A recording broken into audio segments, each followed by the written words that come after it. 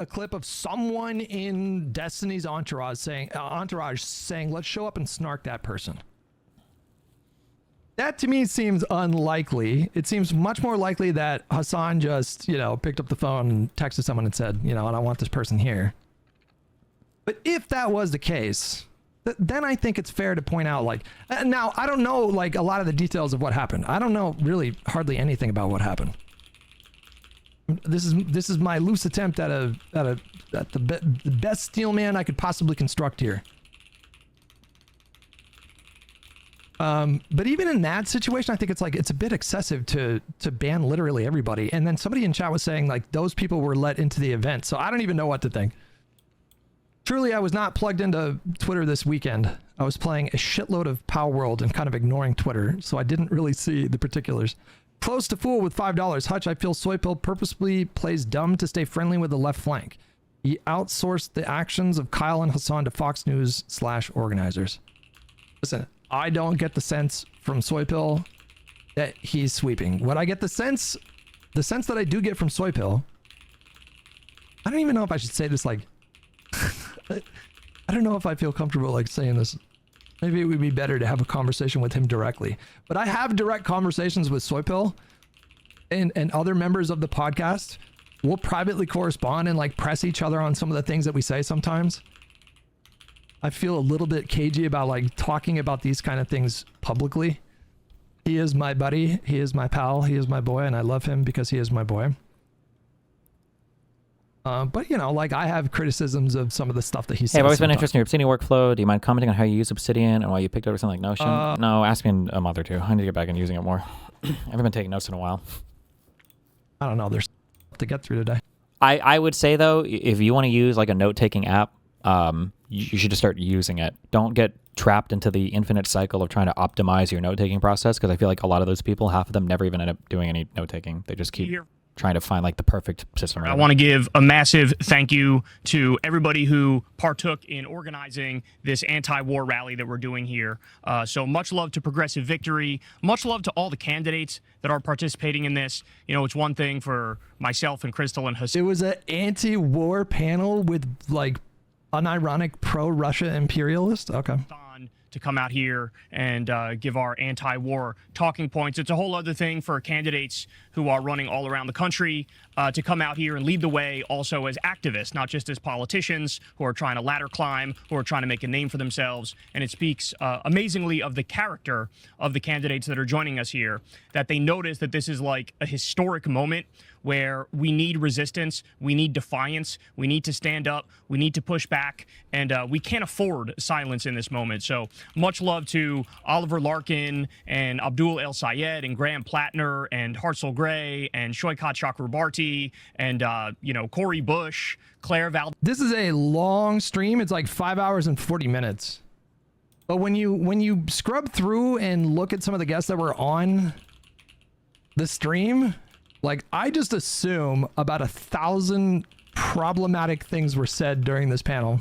Everybody who's, every candidate that's partaking in this, massive, massive shout out to you. So what I wanted to talk to you guys about is just taking a look at what the numbers were like, the popularity was like going into Afghanistan, Iraq, and this war, and what that tells us about where we're at, okay? So the Afghanistan approval, when that war started, you ready for this? It was 92%.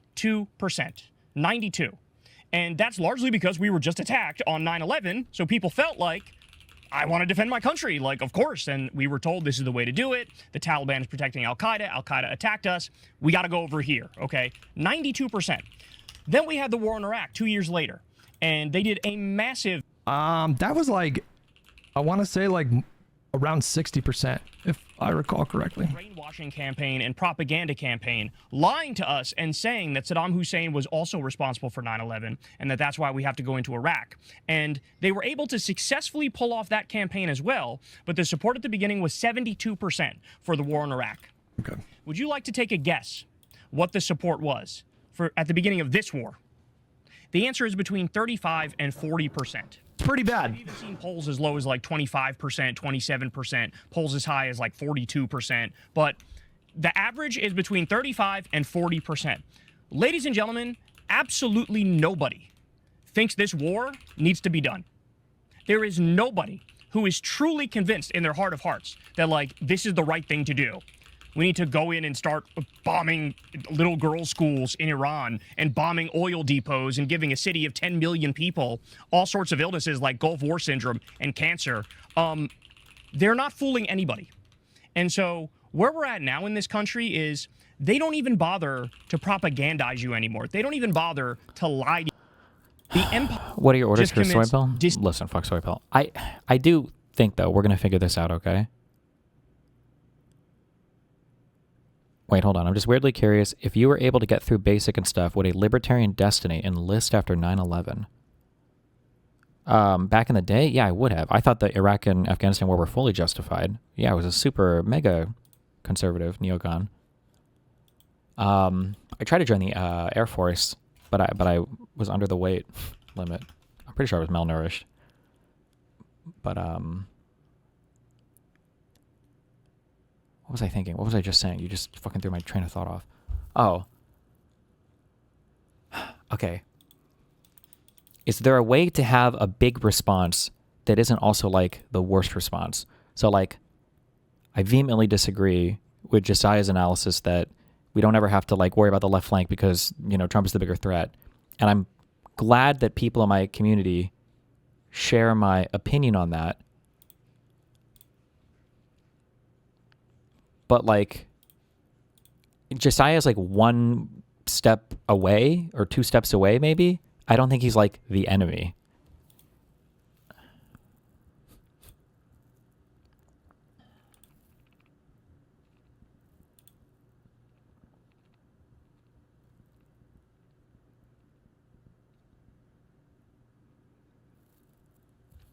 Like, this response is okay, but I feel like this is like a little much.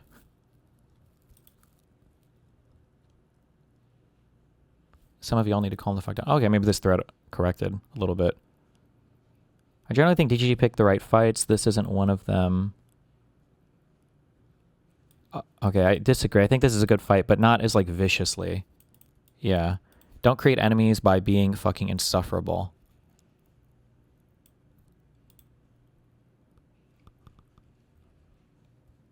Yeah, I don't think you have to go super hard. Yeah, okay. I'll just leave it. I'll leave it at that. Just chill. We can't be insufferable anyway? You can be insufferable, but just at the right people. Governed not by politicians, not by serious people. We're governed by dead-eyed psychopaths and sociopaths and bloodthirsty imperialists, okay? That's what all the evidence points to. So the bottom line is, with this war, there was zero threat. Everybody knows there was zero threat. They weren't going to attack us. I don't know. I'm going back and forth on this one. Theoretical argument about how they're going to attack us. In fact, a couple hours before this happened, a couple hours before the attack was launched, did you know that according to Oman's foreign minister, Iran had agreed to the strictest terms on their nuclear enrichment? They had agreed to zero enriched uranium stockpile. Zero. Is he speaking broadly? Is he speaking about the admin? I'm going back and forth on this one. The biggest question, right? The biggest question here is why? Why the hell are we doing this? Why is Trump doing this? Why is Netanyahu doing this? As I call them, the axis of Epstein. Why are they doing this? And I came up basically with 10 answers. And this could be, any one of them could be the correct answer, or it could be a mix of all of them, okay? But the first thing is, Donald Trump has always been a goddamn warmonger. He's always been a warmonger. I used to pull my hair out in the first term, pointing at his record, increasing drone strikes over 400%, appointing every single neocon in Washington, D.C. to his cabinet, pardoning Blackwater war criminals who killed innocent civilians. Your community is just really energized right now. You need to channel that somewhere. Pondering politics just came under the crossfire. No. Yeah, but I think choosing good targets, we'll learn this, I guess, as we adopt the more aggressive style of fucking whatever bullshit this is. Yes. I think choosing good targets is important. Like Son says, so we got to be strategic, guys. I think your energy should go into helping David Pagman. I like commenting on his videos, fighting in that subreddit, fighting in his Twitter mentions. I think that's probably a more productive thing to engage in, yeah. Might as well join because there's going to be counterattacks that go after our bases, so let's just join in. Okay. Then they tried to backpedal from that when they realized that they were announcing that they're beta cucks and that they're following Netanyahu. Yeah, the Plattner connection there is pretty funny. Yeah. Led the way. Number 3, Trump had repeatedly said that Obama would do an attack on Iran to up his poll numbers. In fact, there's like probably double-digit tweets of his Yeah, and I'm back just when doing Obama was emails. president where he said, looks like Obama's going to attack Iran Wait. because his poll numbers have gone down. Look out for that. He's going to do it, folks. He's going to do it. And then, of course, he ends up doing that, probably naively thinking this will make his poll numbers go up. But what he didn't realize is, hey, idiot, you have to manufacture consent for your attack. You can't just do it and expect everybody to cheer you on, right? So the fourth thing is, and this one I think is the most under-discussed, Trump is certainly blackmailed by the Epstein files and Mossad. Okay. We all know about Epstein's connections Okay. to Israel. Like it's very obvious at this point. In fact, you're the conspiracy theorist if you Okay. those ties at this point. But there's no doubt that they have pictures and videos of him with underage. I think the community generally feels like it's being attacked from all sides and stuff. Like Soypill and Josiah's post comes off like them complaining about having to grab DGG's hand while the community's drowning. LOL. Soypill, yes, he knows better. That's just don't even. That's you can do whatever for that. That guy's fucking retarded. I think for Josiah, a lot of people just haven't looked at a lot of this stuff before, and Point out the sixth thing. I don't know how many more excuses I can make. That's all I got. Okay, listen, Josiah's our boy. There you go. That's all I'm gonna say. Fuck you. Okay. That Can you kind of explain what happened with the Josiah stuff? I didn't get to see it Out there. other than like one tweet. One of the- Well, he just thinks it's better to just focus on the Trump stuff. Sure, but we can't when they're constantly attacking us. I know, but it's because they're not really getting attacked by us. One of the things I've said before is that like I think people follow predictable incentives. Like you can map out how a person's going to behave based on their incentive structure. So right now you have your path of least resistance. If you're a lib-lefter, okay, your path of least resistance is to come over here and like attack Trump, right? Like if this is like the right, this is your path of least resistance. It's like the shiny road versus like the cloudy road. Yeah. If you fire off at all to the left here, like the second you start shooting, you're going to get mega aggressive pushback. But the only time you're ever even going to see this is if you start pushing. It's the only time you'll be aware of this. So from somebody like Josiah's perspective, there's nothing to do over here, and they would rather just like push over here, and like that's it. But because they don't attack over here, they don't actually see any of this even going on. Is the big issue. Got it. But shouldn't they listen? I mean, I would when say so. we're saying it's going on. I would say so, but in their mind, they're thinking, well, the only reason why you guys are getting hit is because you're infighting over here. If you would just attack Trump with me, they probably wouldn't worry about you, which is true. But then they miss that these people now are growing and growing and growing. And the only way they can grow over here is by taking from us, right? It's not like the DSA Yeah, I people are understand what you're expanding saying, their yeah. base with conservatives. Yeah.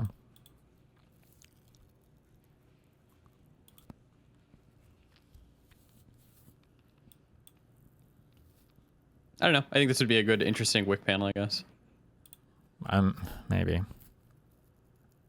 U.S. soldiers went to this secular organization and said that at 30 different military bases, their commanders are ecstatic because they feel like this is a holy war. This is end times. This is going to usher in. Greater Israel is legit a thing? No, there's some people that espouse this idea or have this kind of ambition. But this is not like the mainstream view in Israel. This idea of like a greater Israel where you just take over, like significant territories. The rapture and Armageddon, and Jesus is going to come back on a. Yeah, Dr. Piv, it's insanely gross. Yeah, I agree. The Hassan What did he say? framed article of the 9/11 shit is just fucking crazy. I don't know what do you want me to say. And finally, Trump clearly thought that this war would be easy, like Venezuela. I mean, I would say like the crux of the Fox News tweet that, they were basically posting that because they felt like, this was ammunition for them. It would make the Democratic Party look bad. And just from this clip, I agree. Like doing official, like, well, I don't know if there's like official Democratic Party thing, but like Democratic Party advocacy and then featuring this, like Kyle is legitimately like a fucking lunatic. He is like a Yes. lefty Alex Jones. He is Yes. legitimately fucking insane. Yeah. And it does make us look bad. It does. It just does. Obviously, it does. and he thought it'll make him an historic president. and that it gets clicks on the internet because it's super sensational, which I think is the point, and it does make us look bad. he'll go down in the history books. He'll be known for generations. He, in the same way that Israel wants to create a greater Israel, right, and expand through the sovereign territory and borders of other countries, Trump wants to extend the footprint of the United States. That's why he's always threatening to steal Greenland. That's why he repeatedly threatened to steal Panama. That's why he's talking about bombing Mexico, overthrowing. But then there's like elements of truth, like Trump is an imperialist. That's just true. That's like one of the difficult things I think about taking on people like Kyle is like there are, and left, just like kind of separately but related, but like left-wing populists, is that there are very often are like elements of truth in what they're talking about, like elements of truth. Starving Cuba to death as they're doing right now and not allowing it. But they throw it in with like all the other crazy stuff. I don't like this elements of truth thing. I don't understand. Now I'm having like difficulty explaining because they're more macro things, or it's more like system things, I guess.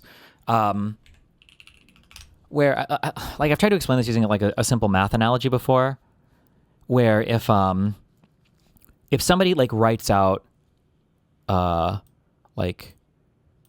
to the 4 is the same thing as 2 times 4, which is the same thing as like 8, okay? Like you would say, okay, well, this is not right. This is wrong, okay? And then somebody say 2 cubed is the same as 2 times 3, and you say this is 6. Like, okay, well, this is not really right, okay? It's like, okay, well, 2 squared equals 2 times 2. Okay, they're right here. They are correct on this one. They're right here. They're correct. It's like, no, they're not. Like, but I don't know how to explain this. It's just so fucking frustrating that a guy with a basket of insane beliefs, when we're talking about whether or not a person is right or wrong, we're usually giving some kind of, I don't know if you say epistemic weight to the generator of the ideas. What are you using to generate the thoughts? And if the generator is like foundationally fucked, it doesn't matter if they spit out a correct answer every now and then. It's just... What matters is the work, not the yeah, what are you fucking using to answer. generate the thoughts, right? Like the exponents aren't done by just multiplying the number and the exponent. It doesn't matter if in some cases you get the right answer or whatever. Like it's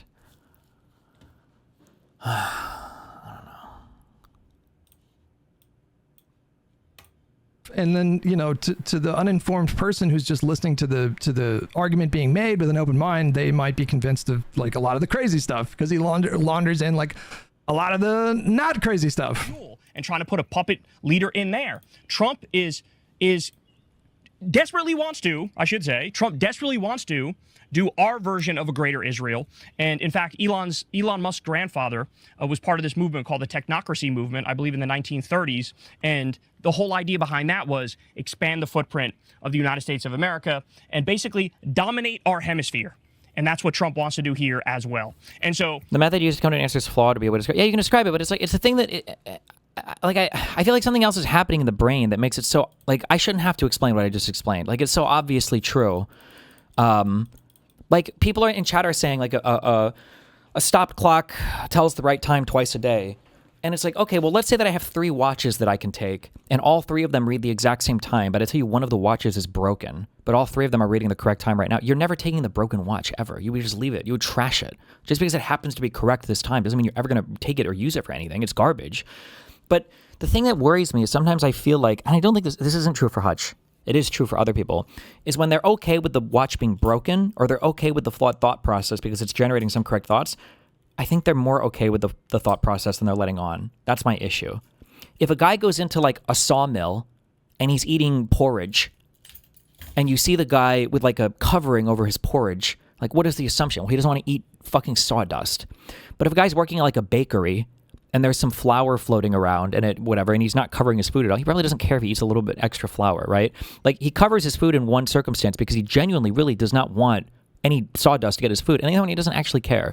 So when I hear people talk about Kulinski's ideas, sometimes like, yeah, he's kind of crazy, but like he's right, on some things or whatever. It's like, I don't actually think you think that his other ideas are as crazy as you say they are.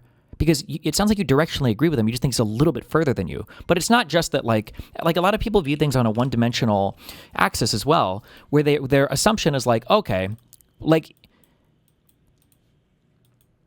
here's an issue. Let's say that I do this across 2 dimensions, okay? And let's say that I have a fact dimension, and then let's say that I have a political ideology direction, okay? You have to be, in my mind, for me, you got to be operating like you got to be operating up here and above, okay? I don't want to deal with fucking liars, all right? And then we can go left to right up here, I guess. But you got to be up here, all right? And then what'll happen is people like fucking Kulinski will give you these fucking takes, like all over the place, basically. And then, so I'm sitting up here. I don't know how far left you would put me or whatever. And I'm like, what? Okay, this guy's fucking crazy. But I feel like because I'm considering like an extra dimension of thought.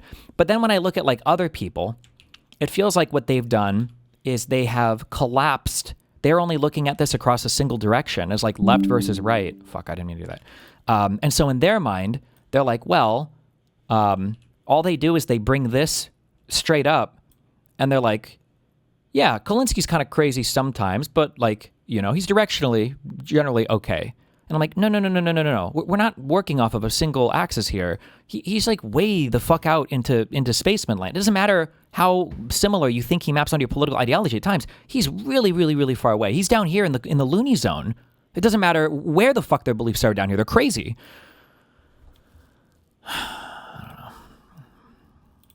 Is also being represented more and more within the Democratic Party. He's saying that Destiny should have been let in. Yes, the reason why I'm bringing up the fact that he was invited and Destiny was not let in is because I don't think David Pacman would ever be so fucking stupid as to literally live stream himself and his weird psychopathic restraining order having besties openly film themselves with their intent to disrupt a speaking engagement. Okay? Because obviously if I were to do that and I got fucking, stopped, I would understand why. Okay? Nothing done.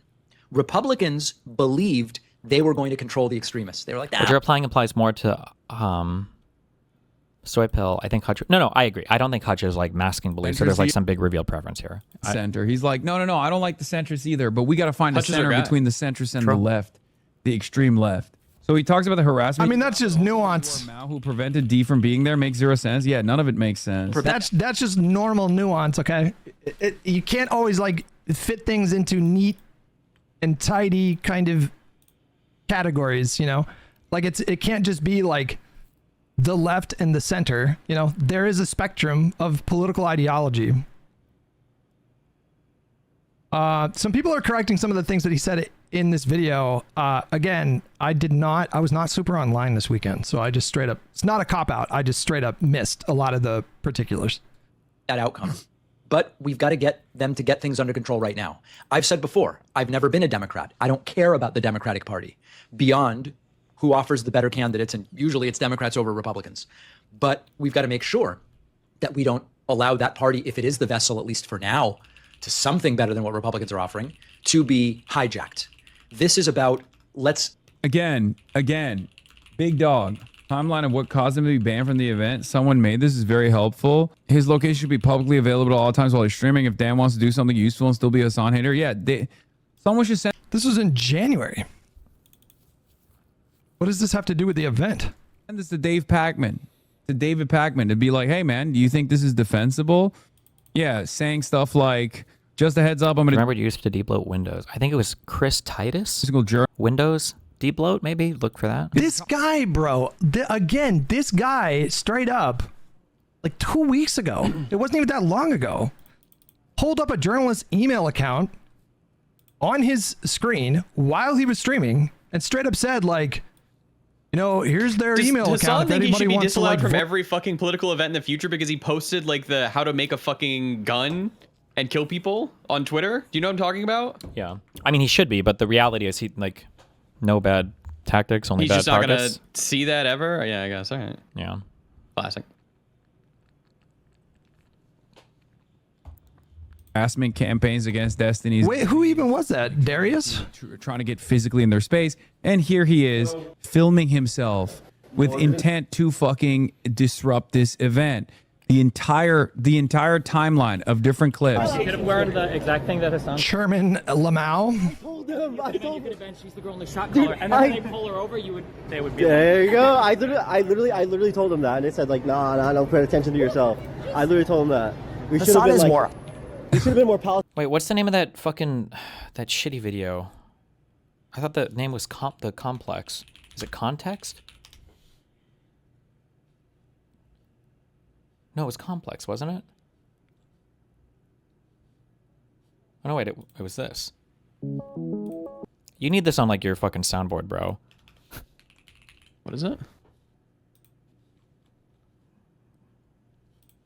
I'm an idiot. I'm a dumb bimbo. I don't know. Has been consistent throughout my career. I'm an idiot. Hold on. Nations are absolutely authoritarian in its structure. The criticism that was thrown in my face has been consistent throughout my career. I'm an idiot. I'm a dumb bimbo. I don't know what I'm talking about. I've gotten numb to the criticism. Like it's not. As a matter of fact, I seek it out now because I make content out of it. I think it's funny and fun. He seeks it. I was born Yep. in. It's just a crazy. At the idea of the administration investigating Adam Schiff. He's just not that guy.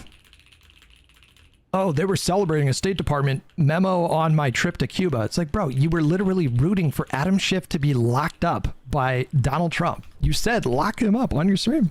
Guy is actually in any way, shape, or form even a fucking liberal. Okay? He is unprincipled as shit.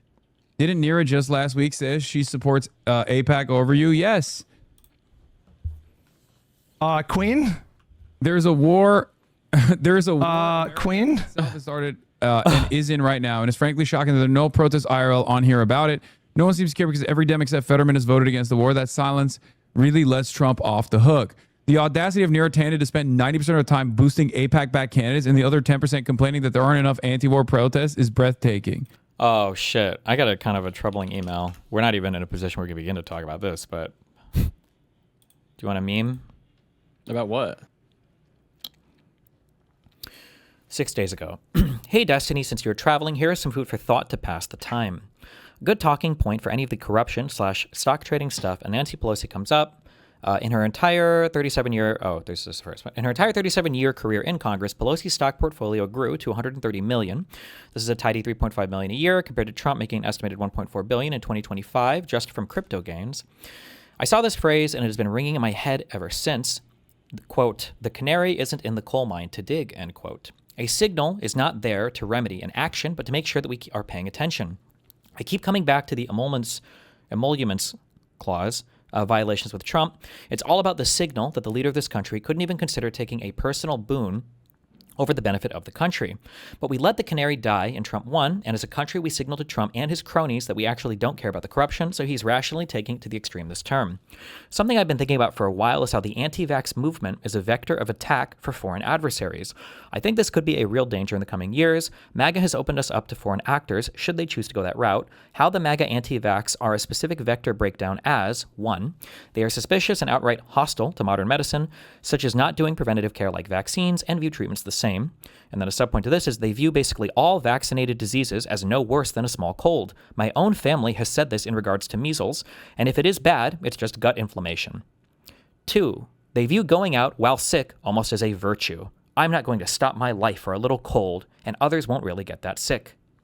3, they are a demographic more likely to congregate in large crowds, weekly, like church, etc. And then 4, there is already a known vector to introduce a pathogen into the population to spread, like raw milk. Raw milk is already susceptible to passing bird flu. The whole raw food market could be hijacked to push a specific supplement / new food that is weaponized. The cyclosporiasis outbreak adds a layer I hadn't thought about. It shows how the Doge cuts also blinded us by cutting tons of monitoring programs. Anyways, hope you have fun at LibCon. Oh, I thought it was This is some shit that I feel like the super far righters would be like schizoing about, but this one actually sounds like kind of fucking crazy. What? Like that the Trump administration is trying to like make America in a as vulnerable as possible for like a fucking flu or whatever that they're gonna like throw out there. Oh no, not that the Trump administration is doing that to kill us or whatever, but just that because of how fucked all the rhetoric is from the administration, if somebody decided to use healthcare or health as like disease or epidemiology as an attack vector against the United States, we would be uniquely susceptible to it right now. I see what you're saying. Yeah. David Pakman having an issue with what happened over the weekend. You can have this position that he had back then where he didn't want to be associated, especially when it was like super radioactive. How does that in any way like invalidate his? Oh, I wasn't aware of this. Somebody said, whenever you hear someone say CPC instead of CCP, that's a sign they are a China shill 100%. They consider this a very important distinction. The Communist Party of China instead of the Chinese Communist Party. I was listening to your yesterday's stream, reacting to Hassan. Hassan says CCP and immediately corrects himself and says CPC. Might seem like nothing to you, but this is a strong indicator of a Chinese shill or a China shill. His criticisms of what happened at that campus over the weekend. Reputational concerns. Official statement from Pangburn regarding June 22nd event in Queens, New York. I regret to inform ticket holders that David Pakman has chosen to withdraw from his scheduled appearance at the anti-Trump tour event. Wow. He thinks he's pointing out some inconsistency here. Like, but like, what is the inconsistency? That's crazy. That's crazy. So the guy you chose to defend. So when the College Democrats of America do the same thing you did last year, when the College Democrats of America did the same thing you did last year, you side with the same thing is doing a lot of legwork there. On May 9th. Is doing a lot of legwork. Informed of the event details, including some of the public accusations that Destiny is currently defending himself against. With full knowledge of these circumstances, David agreed to participate and sign his contract, allowing us to proceed with a formal public announcement and ticket sales. On May 9th, shortly after the announcement was made, David informed us that he had received some negative feedback regarding his participation. Despite previously indicating that he is not troubled by this and suggesting that the negative feedback may have been instigated by agitators, David and his team later cited reputational concerns as their reason for backing out. Destiny sounds like an attack vector to attack Trump on and a talking point to convince Republicans. Only Republicans will die if a new virus comes. This will allow Democrats to take over permanently. This has been Trump's plan. No, the problem is that like even if one of these things were to happen, they wouldn't even believe it. Like, I'm so curious today what would happen if we got like 9/11. I don't know where the fuck people's brains would be in terms of conspiracy. Yeah, who the fuck knows? Shit, Jesus.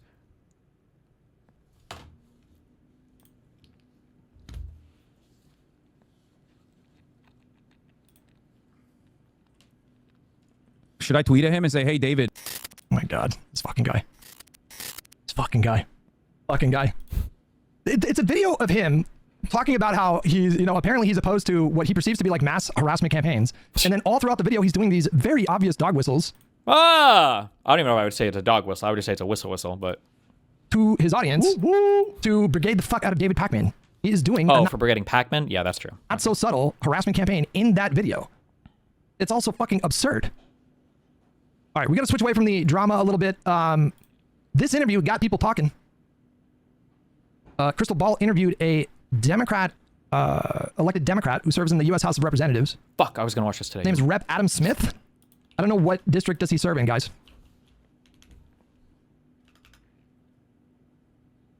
Props to this guy for having the fucking balls to go into that lion's den. Bozzy with I'll see some Instagram comments that say some Zog shit, and the comments have like 150,000 likes. Oh shit! How did the Jewish CDA group or whatever that made that Instagram post? I wonder what their shit looks like. 2 pounds Hassan brigaded and caused the dropout. By the way, where does this guy? What state does he serve in, guys? Does it say maybe in here? No. Yes. I don't know.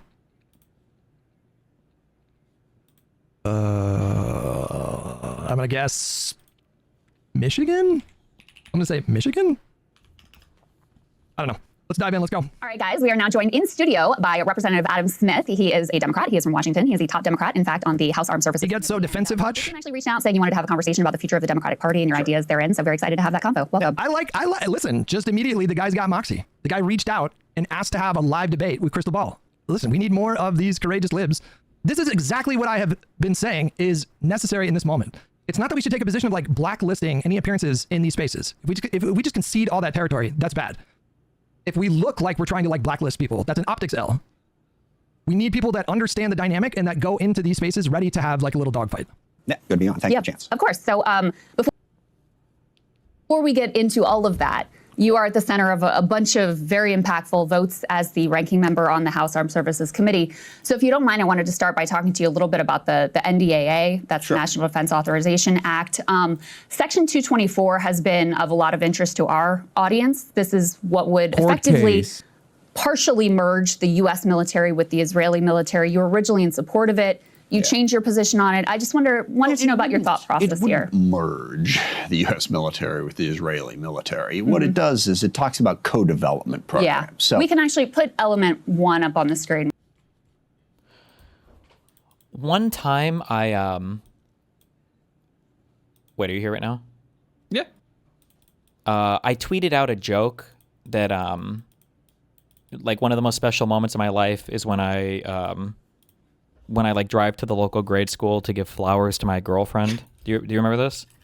I'm sure I've seen you tweet stuff similar. If I don't remember that one. So my mentions were filled with people saying like, "Oh, so you could watch her get cream pied, you cuck," or whatever. Like it was all this shit. And it was one of the times I realized this was. I think the AIs unfortunately are way more sophisticated now. But I realized like my comment section is insanely botted, right? Like, and I think that the bot network, whatever picks up on my tweets or whatever, it couldn't read the sarcasm, or I don't know if you call it sarcasm, but like the joking part of my tweet, you know? Yeah, I see what you're saying. Yeah, like the joke is yeah. There's a lot of wait, was it this? Oh, why is this not deleted? I thought I deleted all my tweets. Buying your girlfriend her favorite bouquet of flowers and timing the delivery so they arrive right when she goes out to recess. Hashtag just boyfriend things.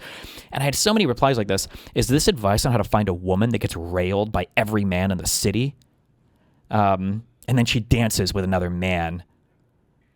Was this tried last time? And like, it has to be bots.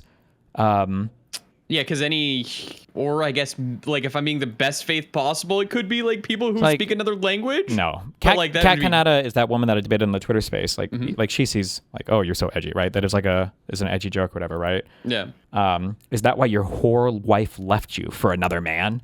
So it's, like, crazy to me, one, that there are bot networks on my tweets, and this was 2 years ago. And then also, two, that, like, I guess they've decided the way to attack me is with the cuck jokes. I guess. Yeah. Fuck, I don't want to scroll down on this. But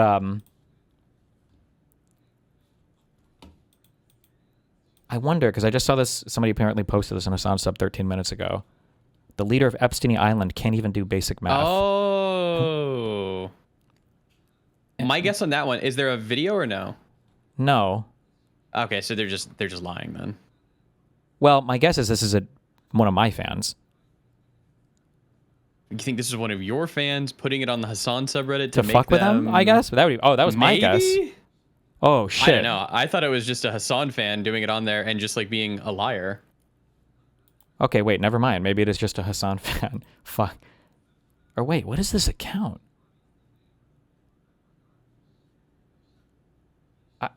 Okay, it's. I don't know what this account is. This is weird. Unhinged shit, but that guy made 2 posts in the Epstein subreddit way back in 2022. Okay. Seems like a Hassan fan, yeah. But there's only like 3 posts on this whole account. But this comment was even edited though. Sometimes it's hard to tell because the people operate in such a cult-like manner. You don't know if it's a bot or like an actual person who's just like a bot. You know, it pains him so bad that he will never be relevant as Hassan. Even his racist community jumped ship and moved to Asmongold. So now he's trying his hardest to get them back. In fact, there is zero difference between an Asmongold Twitch chat and an Epstein Kickstream chat because it's the same racist right-wing Euro bros who LARP is American follow both. It feels like this is not a real person, but it must be a real person. I don't know. It's hard to tell sometimes. Oh, and they always have all their fucking comments hidden. It is, but even if I look through the comment history, I don't know if I can tell anymore between who's a bot and who's not. It's near impossible, I'd say. Yeah, at this point, yeah. Especially because some of the posters are so dumb. Like, some of the bots might even be more sophisticated than the people posting. Unironically, yes. Holy shit, what a moron. Time has outgrown him. He was great in 2016 when the left had literally no one here. A little comeback in 2022 when the manosphere was really rising. Now he's just not needed anymore. His shtick got old. I don't, like... Do people really look at this and they legitimately think I don't even know. It's hard to say. Yeah, possible.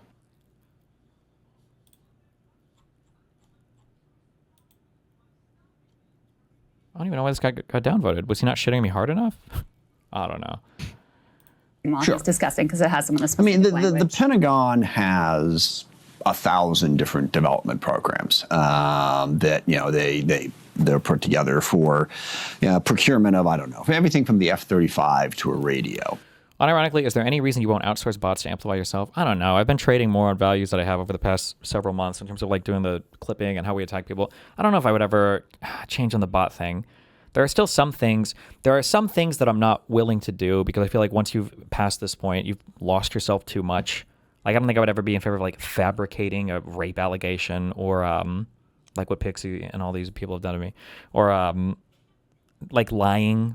Like I think that lying is such a crime against the brain and humanity as a whole. Like I don't know. These are like fights I'm not generally willing to participate in. And I like, there's also like a small point, I guess is like a personal issue. There's a small point of pride. I really do feel like I'm probably the only content creator. I don't know if I'm even exaggerating. I think I'm the only content creator my size or larger that doesn't bot any of their socials. Like I've never botted a single social or anything in my entire life. And when I look at like the engagement that other people get, when I look at the types of replies and the lack of viewership these guys get when they go on shows and stuff, the inability to fundraise sometimes is weird to me. Like Hasan, like all of PV did a fundraiser. They got like 30K. I think it was like 40 or 50, but like, yeah, I was like, I feel like, yeah, I don't know. That's crazy to me. I don't know. And when you do that, you develop a program of record, and the Pentagon works on it. We have, over the course of the last decade, had 3 programs that we co-developed with the Israeli military around drones. Sorry, not around drones, around missile defense. Counter drones. And so the point of those programs was for the two militaries to work together to develop them. Okay. Now, neither controls the other in terms of how they use them. So those were just co-development programs. In this section. Okay, hang on. Now we got to look it up. So I just want to. We should know what state he serves. Look into his bio a little bit. Rep. Adam Smith. Rep. Adam Smith, Wikipedia. Born June 15th, 1965. He serves as U.S. Representative for Washington's 9th Congressional District since 1997. Almost 30 years of serving in the House. After law school, Smith worked as a private practice attorney with Cromwell, Mendoza, and Beller from 1993 to 1995. He served as a prosecutor for Seattle. 96, he worked temporarily as a pro tem judge. He served in the Washington State Senate from 91 to 97.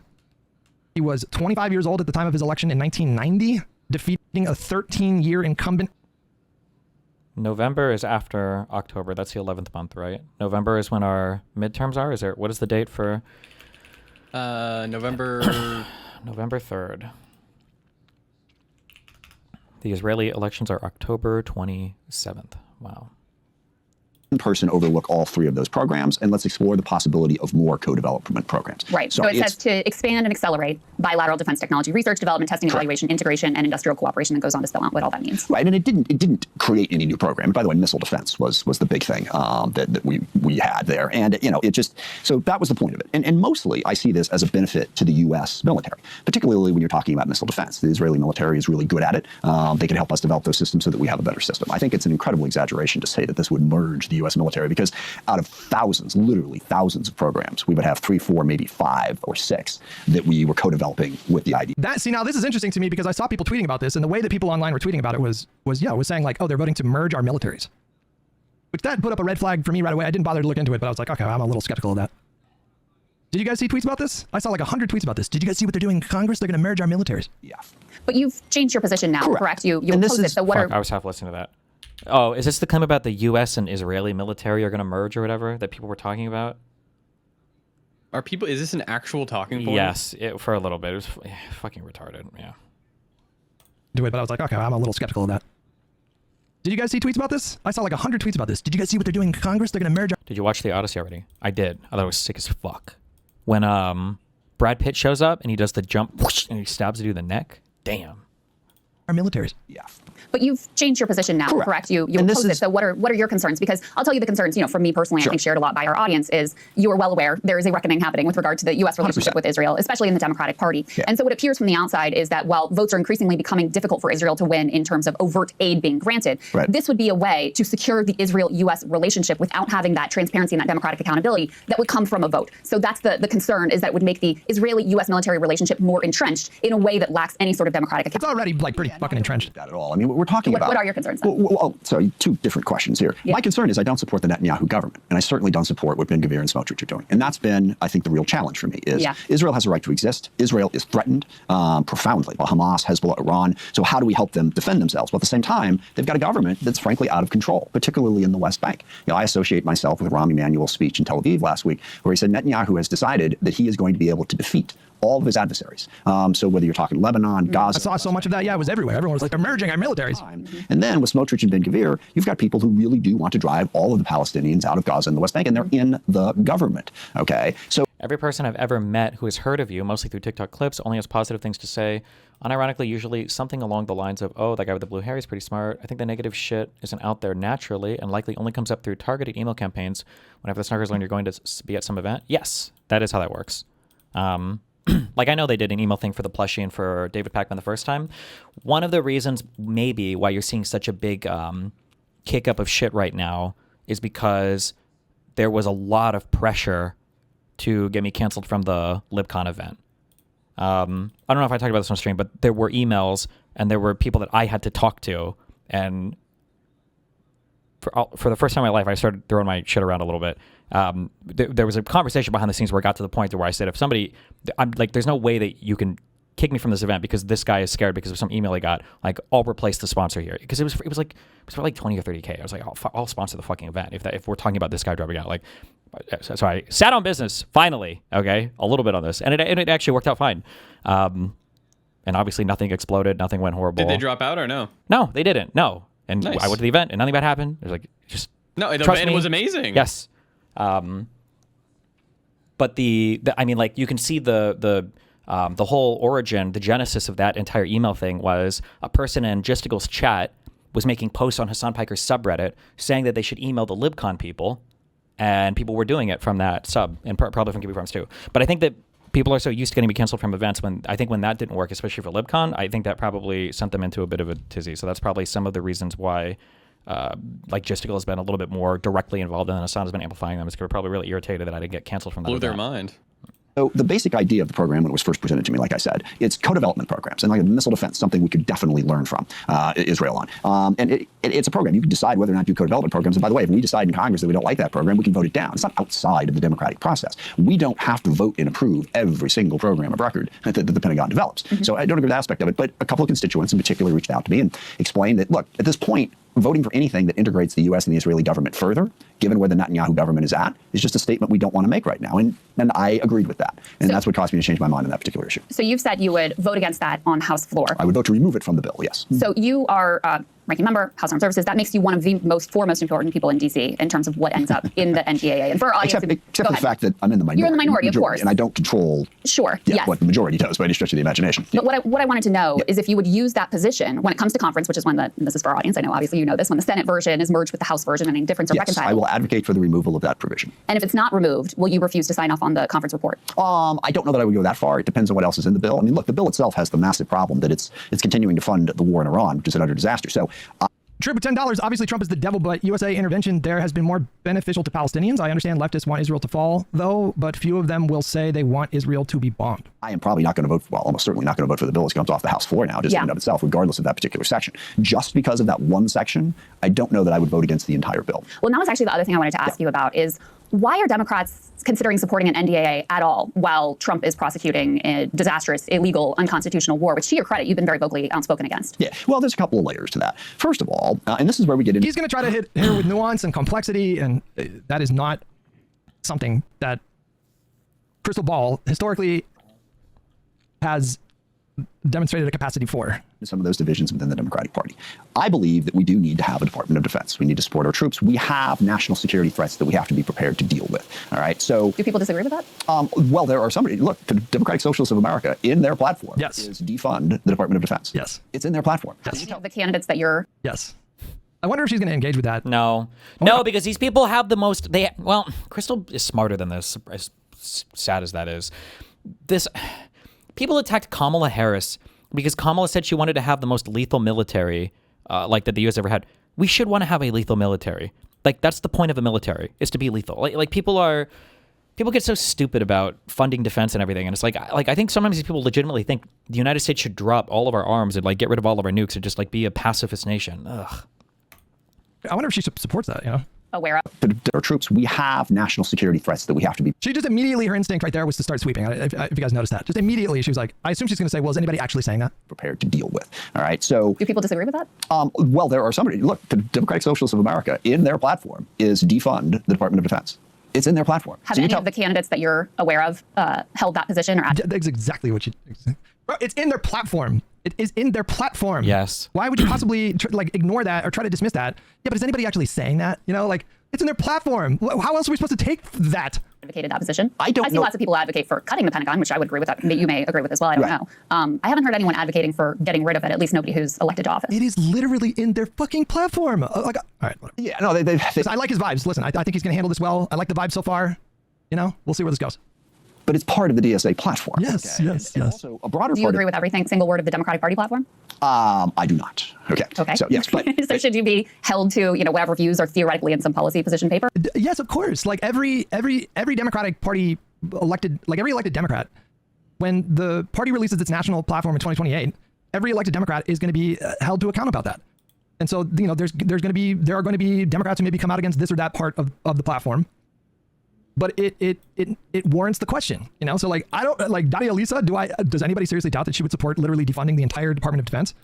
I think probably Clara Valdez would as well. Probably Melat Quiros. Like I feel like they would support that. Or should we deal with the reality of what your positions are? Is it okay to lie when it results in an objectively pro-Democrat propaganda tweet like this? It gets 22,000 likes. Over 100 Democrats just voted to end U.S. funding for Israel. Every Republican except Massey voted yes. What do you mean? Or what's the lie here? why would they put it in there in the first place? But yes. aside from that particular, why indeed? There's the larger question of the role the U.S. plays in the world, and this is where I do disagree with the DSA. I mean, their general position is that the U.S. is responsible for most of the conflict in the world, and I've heard these arguments about whether you're talking about Iran, North Korea, Russia, China, that everything they're doing is merely in reaction to us. Dude, I immediately love this guy. This guy woke up and was like, you know what?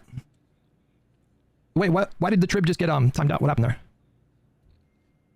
It's like over the platform, they will be held accountable. Wait, why did he just get timed out? What happened? What do you say? Wait till he asks her who will replace Israel after you remove them. I did see that clip. I saw that clip. They probably meant this one. And I don't agree with that. I think we've done some Senate Dems bad specifically things, blocked not in Republican question, efforts but I to do think we merge face U.S. and threats. Israeli. What did the trib Oh do my to get God. timed out there? Okay. No, So that's retarded. I'm not, going to say that we shouldn't ever have a National Defense Authorizing Act. The second piece of this that I'm curious, I'm not saying- curious what people think about this. Just to pause on Sure. that point for 1 second. The argument I'm making, and I think other people, is not that we should never have a National Defense Authorization Act. It's that in this moment, Democrats, as you know, have precious little leverage that they can use as Republicans control the House, the Senate, and the White House.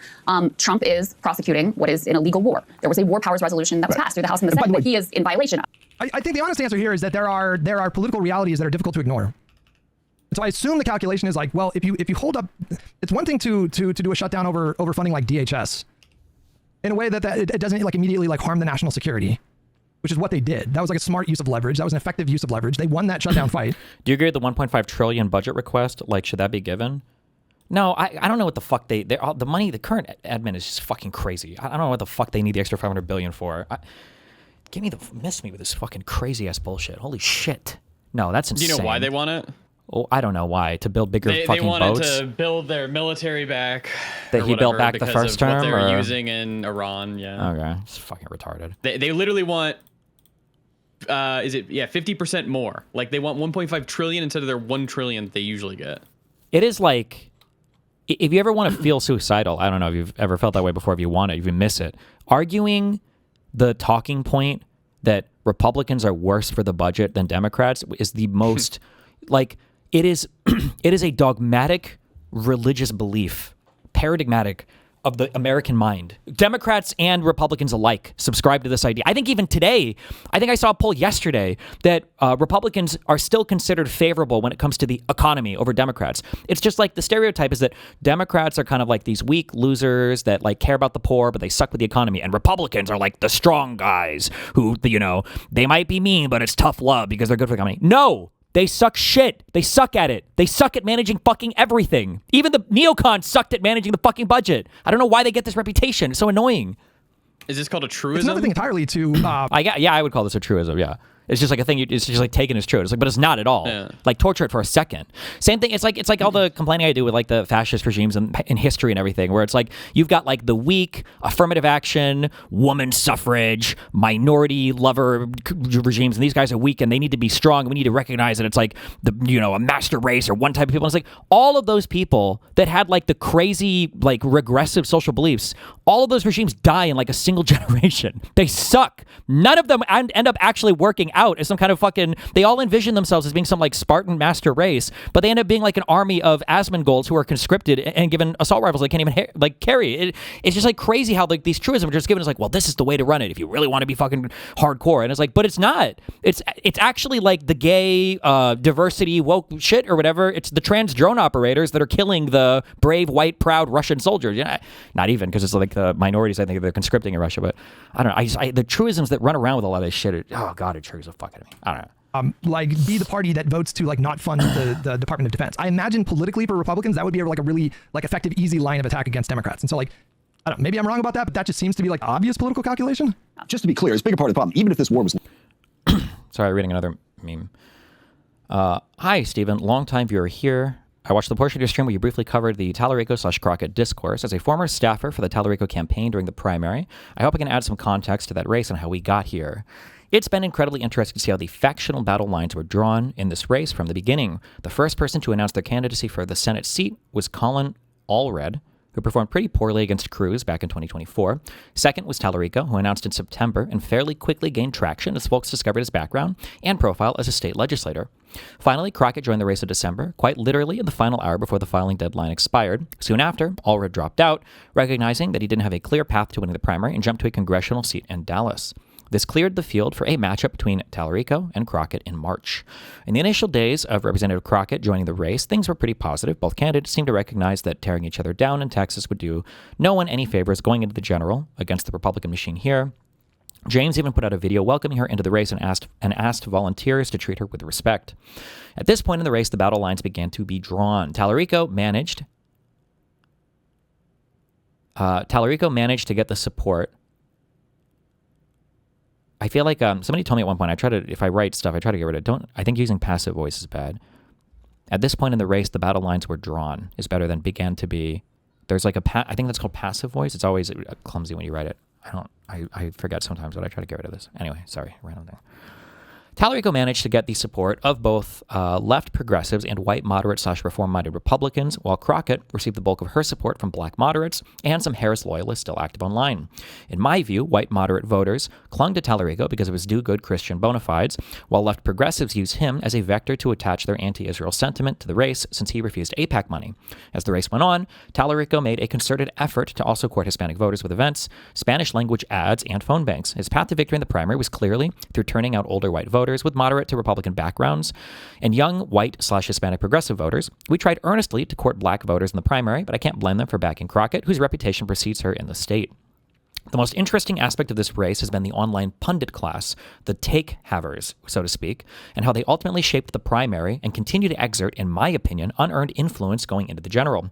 From the jump, niche content creators and online politicos who largely live out of state have been endlessly injecting their opinions into this race. The broad electorate seems to like both candidates and would have been happy with either facing the Republican in November. Online, those sentiments aren't shared.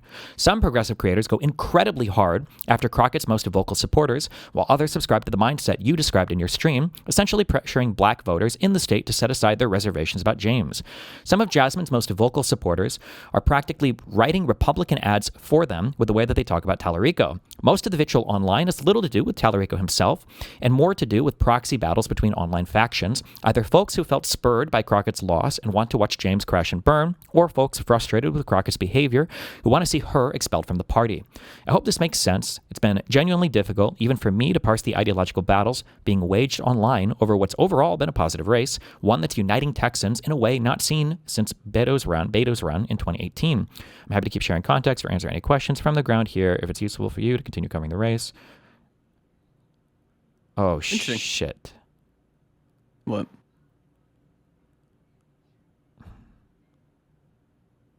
What?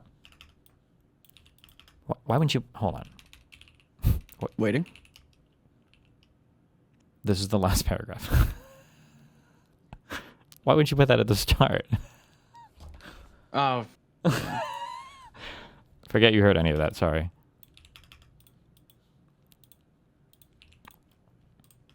Heard what?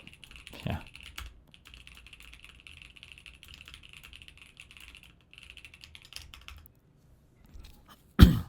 He said at the end, don't go into anything explicitly on stream. I'd like to keep some of this private, but like, fuck me, I guess. He's snarking you. Yeah, this guy just snarked me.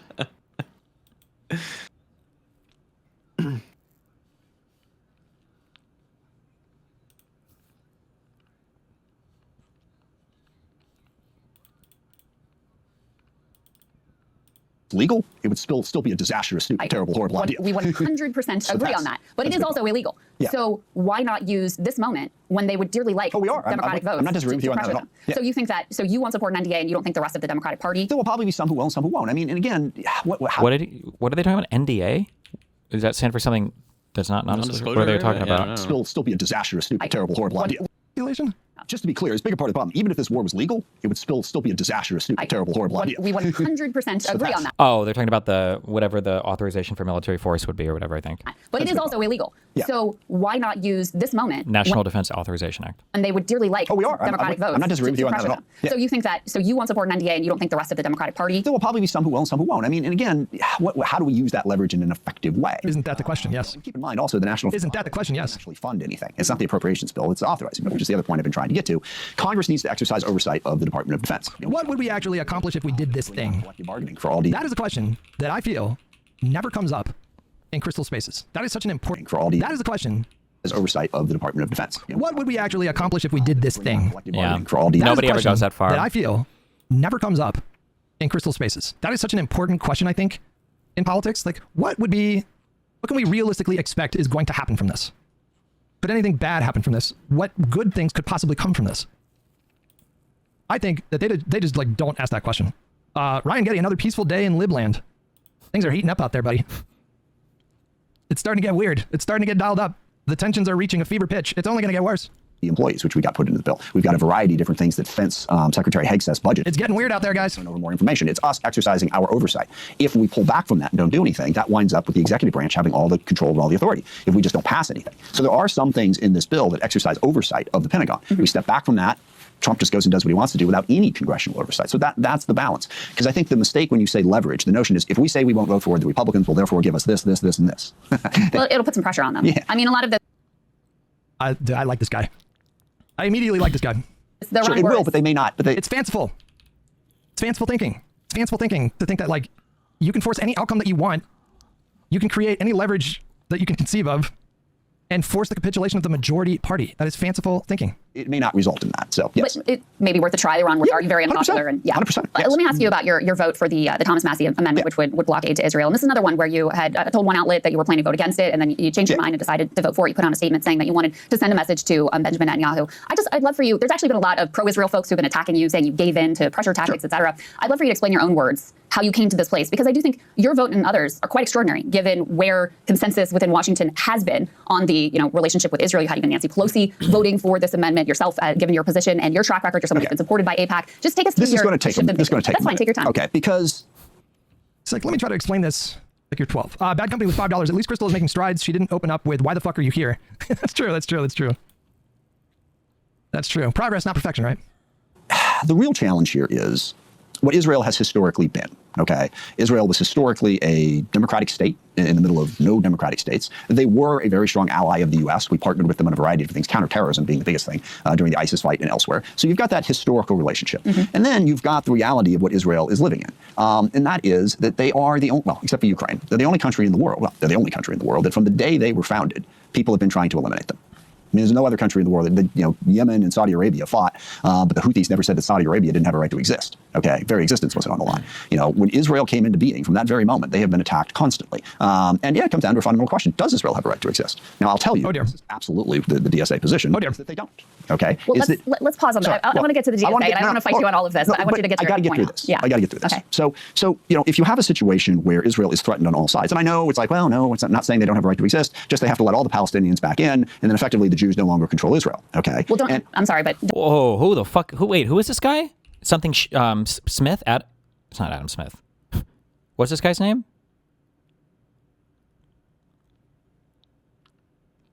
It's on the screen. I know. Just making sure you guys are paying attention. Oh my God, he's reincarnated. He's come back to join us. Adam Smith. He is a representative from Washington. Okay. Right now, correct? Yes. Okay. Oh my God. Are we about to get a Democrat who can accurately describe the existence of Israel and their prior problems, but still be critical of Israel at the same time without being fucking retarded or unhinged? Is that possible? That Hold doesn't on. happen. don't you, as an idea of equal rights for all ethnicities, something that you, in theory, support as a Democrat? Well, sure, but the practical result of... He shouldn't need to explain the dynamic the way that he is explaining it here. He shouldn't have to explain this. The nuance, and just her instinct is always to reduce. Yes.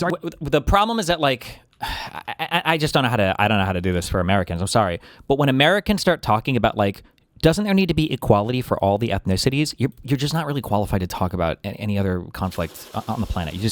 It's such an unbelievably simplistically stupid way of viewing it's just a dumb way of viewing conflict. It doesn't make sense. I understand in America, because we're invincible, because of that huge military and everything that you hate so much, you have this very naive or weird concept of what it means to have all ethnicities equal. But that's because there's no ethnic threat in the United States, unless you're a neo-Nazi.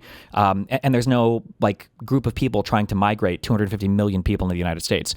By the way, if China somehow broke apart from Asia and drifted over and attached itself to California, and 300 million Chinese people wanted to immigrate to the United States, you better fucking believe that would be hella illegal. One, we have caps on legal immigration. By the way, that cap is even broken down as a percentage from what nation people can come from. I don't know if you knew that or not. I think it's, of all the legal immigrants that come in, I think only 8% can come from a single country. I think it's 8%, isn't it? Or is it 13%? But is it 7%? Somebody said only a small percentage can even come from each country. That's on the books, and that's American immigration law right now. We'd have no demographic threat unless you're a neo-Nazi and anything like that. So the idea that shouldn't Israel, if we believe in equal rights, isn't it fair to say that Israel should be forced to have 500 million Palestinians move into their country? Wouldn't that be fair? It's such a fucking stupid American brain question. It's just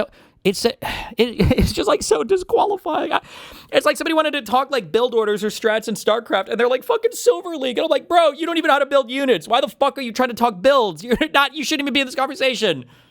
Arguments to pithy questions that don't really get at the complexity that he's trying to dive into here, of this is, if you say, there should be equal rights within Israel, but if Israel allows it, they cease to exist as a country. No, they cease to exist as a Jewish ethno-state. That's every state in the Middle East is an ethno-state. Very different from ceasing to exist. No, Israel would cease to exist if this one state solution that they imagine were to happen. It's one contiguous piece of land, full right of return. Day one, Israelis would be a political minority in the state. The consensus. Jews I don't know who would be the most likely governing body for Palestinians at this point. It's also, and it's not the Palestinians' fault, but how many Muslim countries in the world? 50 to 57. How many Arab majority countries in the world? 22. How many Jewish countries in the world? Please say 2. Okay. One. 2. The USA and Jewland. base. Like, how many more countries do you need? Bruh. How many more do you need? Sheesh. Sheesh. I don't know if like Hamas still has the support of the people. I don't know if like Hamas has more support than like the PA. But the conventional wisdom for a really long time was that, you know, theoretically, if there was going to be a governing body for all of Palestinians in a single state, it would have been Hamas, who for years had more support than the PA. Don't know if that's changed. Maybe that's changed. I'm not sure. But, you know, just not technically true. I think the way that it works is the PLO is a conglomerate of multiple political parties. It's like a, I don't know what you call it, a thing. And then inside the PLO, I believe Hamas won the most seats in the PLO. But it wouldn't have been the only governing body, because I think Fatah was the number 2. Like, there were other parties within here that had seats as well. Right, I believe.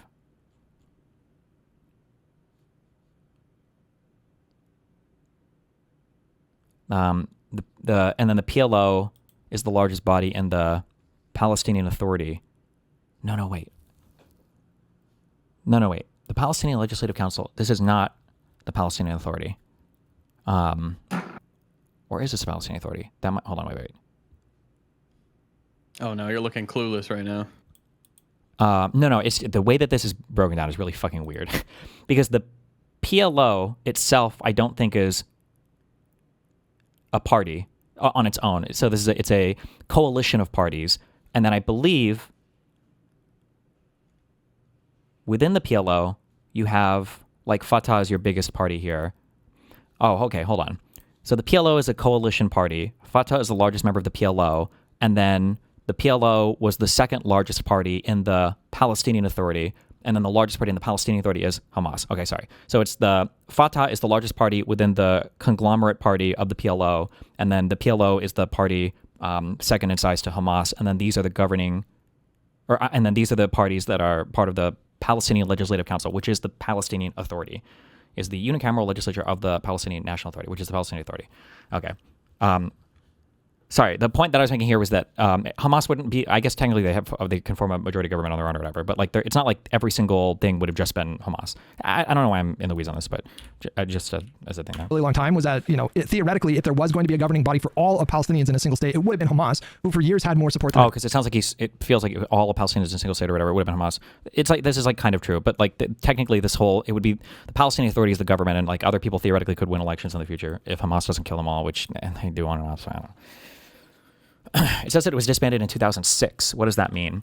Well, if the Palestinian Legislative Council, whether or not this is even in effect anymore, it says disbanded in 2007. The issue is that after they did their first set of elections, and then, well, hold on, this is first elections in 96. They did a big set of elections after or during the second Intifada around 2005. It might have been maybe this in 2006. And then when Hamas won a majority of the seats, nobody was happy with that. Like Israel and Bush were not happy with this, and they tried to change it, and it didn't work. And then Hamas basically said, fuck you. And most of the seats that they won, I believe, were related to like voters in Gaza, I believe. And so they just basically became the de facto governing body in Gaza. And then the PA or the PLO became the kind of the governing body in the West Bank.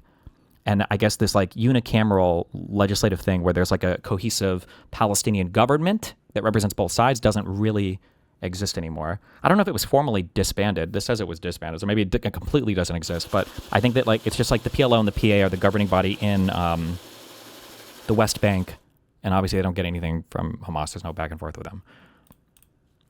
The PA. Don't know if that's changed. Maybe that's changed. I'm not sure. But you know, just immediately day one, Israel would be renamed to Palestine. And then if like Hamas was the governing body, I mean, listen. We're talking like maybe Holocaust 2.0, but definitely like a massive ethnic cleansing campaign where just every Jewish person was kicked off the land. Like that would have been what the consequence of a single state. As a country. Hold on. There you go. Push back, Adam Smith. There you go. And then effectively the Jews no longer control Israel. Okay. Well, I'm sorry, but don't you like as an idea of equal rights for all ethnicities, something that you in theory support as a Democrat? Well, that wouldn't happen with her single state solution. That would not happen. It just simply would not be the case that everybody living in that region, whatever the state would be called after Hamas takes over. Seriously, though, what is the logic in simultaneously thinking white nationalists wanting countries to stay majority white is bad, but Jews doing the same thing is okay? The difference is that one is even talking about a coherent white identity is kind of weird, and it's hard. In the United States, we kind of have some nebulous, amorphous concept of this, although Hispanics really torture it. And I feel like Middle Easterners kind of do too, because are these guys white or not white? What you consider white, like it's a constructed identity that is hard to talk about meaningfully. And the reason why that's an issue is because it's hard then to say, is there an actual threat to the identity? So if we existed in a way where you had like this huge ethnic group in the United States that like legitimately wanted to kill white people, like all white people, they're like, we're going to subjugate these motherfuckers, I think it would be worth like paying attention to. Like, okay, well, hold on, I don't know how I feel about this. But like, there's not like a coherent, cohesive, mounted threat against the white man, which is why it's kind of weird to speak about needing like protectionist ideas relating to like a white identity in the United States. This is why when you hear white nationalists talk, generally speaking, the first ground that they start fighting on is that there is a unified threat against the white race. That's where like the Jewish Zog theories and everything come from. This is why they bring up things like the Copernican plan or whatever from post-World War II Germany or whatever the fuck. The idea that they were going to bring in the BBC to outbreed the German man because the Jews wanted to destroy Germany, and that's why they're doing it in America today, like shit like that. But the Jews do face a unified threat as a cohesive ethnic group that seems to have persisted through history. We agree that a people generally should have a right to self-determination when possible. That's like a thing that we kind of sort of agree about internationally. They already kind of sort of have a country a little bit. Yeah. The Jewish people in that region would absolutely not live with equal rights. This is like peak fanciful Western leftist thinking. They just imagine the same kind of outcome as like South Africa. They think like what happened in South Africa, they can just like, well, it happened there, so that means it's like possible in this situation. They think they can just like copy paste the same thing. There's like very, very, very different dynamics. Sure, but the practical result of this is if you say, yeah, there should be equal rights within Israel, but if Israel allows it, then they cease to exist as a country. No, they cease to exist as a Jewish ethno-state. That's very different from ceasing to exist as a country. Oh, come on, hold on. He's like, come the fuck on. Why is no, we got to drill an down. issue for U.S. taxpayers? We got to drill down on that. Okay. All right. They cease to exist as an ethno-state. So basically, Jews would live in Palestine and be governed by the Palestinians, by the Arabs. Okay, and maybe that's just what has happened in the minds of some people, but understand the consequences of it. Understand why Israel was created in the first place, so that the Jews would have some place to go, okay? They claim racism, usually in this spot. Oh, you're just assuming that, like all Palestinians are these violent barbarians. It's not about all Palestinians. It's about Hamas. It's specifically about Hamas. It's always been specifically about Hamas. That's what this is about, and like just what has Hamas demonstrated in terms of their preference for like what happens? Like what is their solution? It's not a single state with equal rights. Right, and, but to just blithely say, well, yeah, it'll go away and it'll be fine. It'll all work itself out in the end, they'll figure it out, So that's point one. Well, first of all, you're mischaracterizing my position. No, he's not. Well, what is your Second position? of all, He's really not. No, he's not.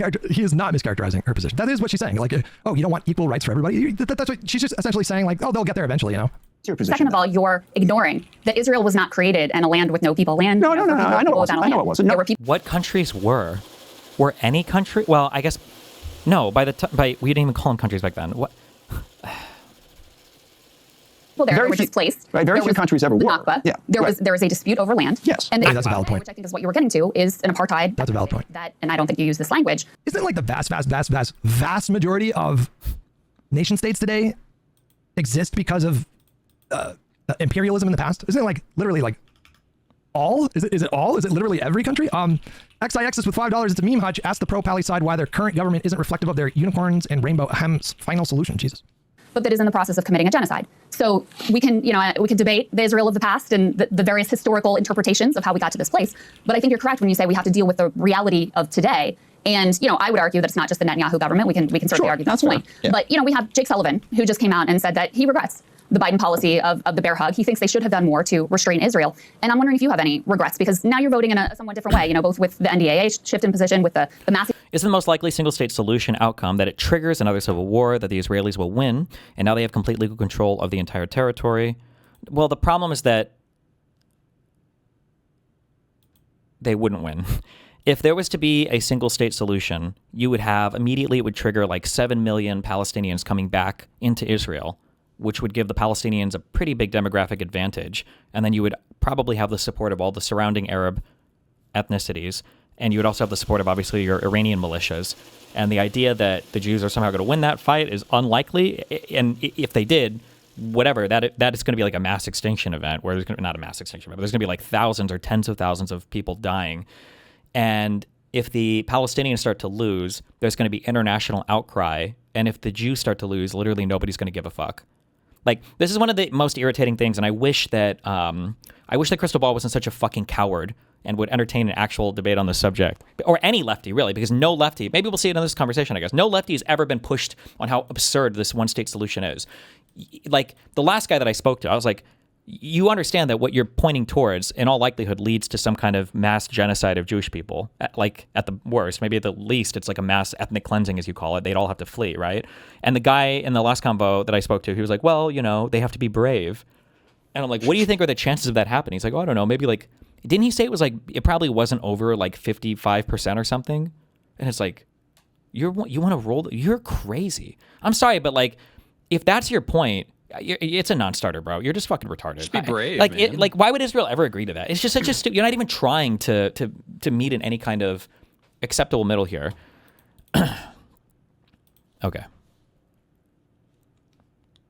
Done with my emails. Bomb. Boom, boom, boom. Done with my messages. Boom, boom, boom. Did our buddy email you? Who's that? Oh, no. Not again. No.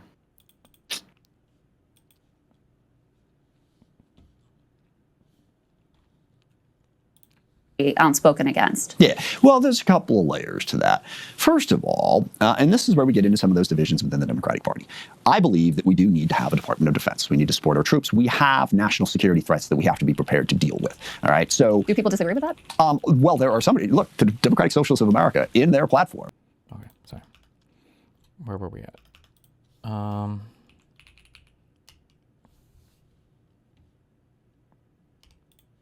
Country. No, they cease to exist as a Jewish ethno-state. That's very different from ceasing to exist as a country. Oh, come on, hold on. My other question was, why is we got to drill an issue for U.S. taxpayers? We got to drill down on that. Okay. All right. They cease to exist as an ethno-state. So basically, Jews would live in Palestine and be governed by the Palestinians, by the Arabs. Okay. And maybe that's just what has to happen in the minds of some people, but understand the consequences of it. Understand why Israel was created in the first place, so that the Jews would have some place to go, okay? Right, and to just blithely say, well, yeah, it'll go away and it'll be fine. So that's point one. Well, first of all, you're mischaracterizing my position. But no, what is your second position? of all, that is your position. Second of all, you're Ask her. ignoring Force that Israel her. was not created in a land with no people land. No, I know it wasn't. There were people there Very who were few- displaced. Right, very There few was countries ever the were. Nakba. Yeah, There right. was a dispute over land. Yes. And Israel today, which I think is what you were getting to, is an apartheid ethno-state that, and I don't think you use this language, but that is in the process of committing a genocide. So we can debate the Israel of the past and the various historical interpretations of how we got to this place. But I think you're correct when you say we have to deal with the reality of today. And, I would argue that it's not just the Netanyahu government. We can certainly argue that point. Yeah. But, we have Jake Sullivan, who just came out and said that he regrets the Biden policy of the bear hug. He thinks they should have done more to restrain Israel. And I'm wondering if you have any regrets, because now you're voting in a somewhat different way, both with the NDAA shift in position. I hate this cringy fuck thing that all these lefties do. Do you have any regrets now? Do you regrets? You have to make decisions with the information you have at the time. And this is a situation where, it's funny because I was complaining last night on our panel, it's hard to call Trump a fascist because so many lefties have abused the term fascist for so long. It's hard to call, lefties, like call them out on like weird Marxist shit when people like Jordan Peterson and all the conservatives have abused Marxist for so fucking long. You can think that Israel was fully justified in responding on October 7th, and then as time goes on, which I think even my opinion has shifted. I don't know how I feel about the justification for that war in like the last year. I'm not really sure. Like the justifications at that point, especially once all the hostages were freed, gets very, very, very thin, in my opinion. Thin to indefensible, especially that, and that's just looking at like the actual factual situation. That's ignoring like the political realities of how untenable that war was, at least internationally. But for people like Krystal Ball, I don't think Krystal thinks that the Jews should have responded on day one. Like, you thought it was a genocide on October 8th. I don't think you thought that any military response was justified. I don't even know for Krystal. I don't even know if you think that the majority of the Jews killed were even like killed illegally. Like, you might be a person who thinks that that it was the Hannibal Doctrine that killed most of the Jews on October 7th. So, yeah. The Massey Amendment saying, hey, we should block aid. I want to send a message to Netanyahu. At the peak of the Gaza onslaught, you had a complete siege. You had entire neighborhoods that were leveled. They created the largest population of child amputees. Do you have any regrets about your votes during that time period? I don't, because everyone forgets about October 7th. Everyone forgets about what Hamas and Hezbollah and Iran have done, and their desire is to wipe out the state of Israel and all the Jews living there. Is that not? I mean, that's in Hamas's charter, and Hamas is still extent. They're still doing that. I don't like the way Israel decided to defend themselves, but the solution being proposed is And this is the consequence of what you're saying is, sorry, we had this idea back in 1948, we were going to give you a state, and that way you could protect yourself against all these attacks. Didn't work out, so go back to Europe, go wherever. This just isn't going to work anymore. And I don't think you understand how difficult that is to just go, true. Yeah, I guess that's fine. True. No, I think the question, and this is not, this is my perspective, but I think this is also what the Democratic Party base in particular, and most of the country view at this point, is why should our tax dollars, given all the things in the world and all the things in our... This all or nothing on the Israeli polling is so fucking retarded. People take these polls, these very, very simple question polls of like, do you have a favorable or disfavorable view on Israel? And I think right now in the Democratic Party, and I think in the U.S. as a whole, I think that Israel has a disfavorable view on net now. I know with Democrats, it may be with the country as a whole. That is not the same as America is okay with completely abandoning Israel and watching every Jew there get murdered or shipped out because it's another Arab or Muslim majority country. These are two different things, but they try to hold that. They do the same thing with Medicare for all, where people are like, oh yeah, I want affordable healthcare. It's like, oh look, they all want the abolishment of all private insurance across the entire United States because I have this one poll that says that people want affordable healthcare. Like, no, that's not how that works. It's such a simplistically stupid way of looking at politics. Country. That's why I voted for the Massey Amendment. Spent in much more effective ways. Exactly. Why should that be going to prop up an ethno-state that is an apartheid state? And I wonder if you agree with that characterization, that has been committing, if you don't want to say genocide, certainly war crimes with that tax money. But that's fine. Yeah. Look, no, that's why I voted for the Massey Amendment. I don't think we should be sending that money over there. But look, I have concerns about Hamas, about Hezbollah, that people don't seem to share. David Pakman now. They all were attacking Pakman. Weren't you here yesterday? Well, I didn't see Mike doing it. Oh, yeah. I thought Mike would be too smart to do it. If you want to know why David Pakman is attacking Hassan, who is being harassed, it's because he is a virulent Zionist who thinks that Richie Torres should lead the progressive movement. Okay. Here's the thing about the Hassan Piker drama. Hassan Piker's a moron. His fans are morons. Anyone who defends him is a moron. The guy's a narcissist that is entirely willing to burn down the Democratic Party for his own aggrandization. Your connection to politics in America is your computer, you dumb rat. Account based in Spain. Brother, Hassan was born here and whisked away to Turkey and then dumped back here at 18. Wild of you to say that as Hassan's biggest fans on here aren't American. Ooh, that Adria girl is Canadian? Yikes. It's good when people from outside of America support DSA and our efforts. It's bad when they try to sabotage it. Hope this helps going forward. No bad targets, no bad tactics, only bad targets. Good one. Let's say that this plays out the way you describe, and okay, there is no Jewish ethno-state, and the consequence of that is there is no Jewish state. Basically, you have the Palestinians, as they would now be governing that area, and that means Hamas would be governing that area. Do you have any problem with that? Do you have any problem with Hamas suddenly becoming a much more powerful entity and having the country, from the quick pivot to the numbers and say, well, the IDF's killed more people than Hamas has to justify it. Quick. The sea, if you will now be a Hamas-run state on the Mediterranean. Are you okay with that? First of all, I'm not convinced that would be the reality. Well, how would it not be? I don't know how you can get away from how illiberal it is to not support equal rights for people regardless of if they're Jewish, Arab. They are supporting equal rights. If you are equal rights, nobody understands this. Your immigration policy is not where you find your equal rights. We discriminate in the United States of America based on country of origin. You cannot have 100% of your legal immigration in the United States coming from a single country. Even in the United States, we don't do this. Although, you know what a stupid point that I'm bringing up. Because I bet if you were to ask these fucking people, you should ask them, hold on, just real quick. Is the U.S. a liberal democracy? These motherfuckers might say no. They might actually just say, well, I don't consider the U.S. to be a liberal democracy right now. Maybe they would. Who the fuck knows?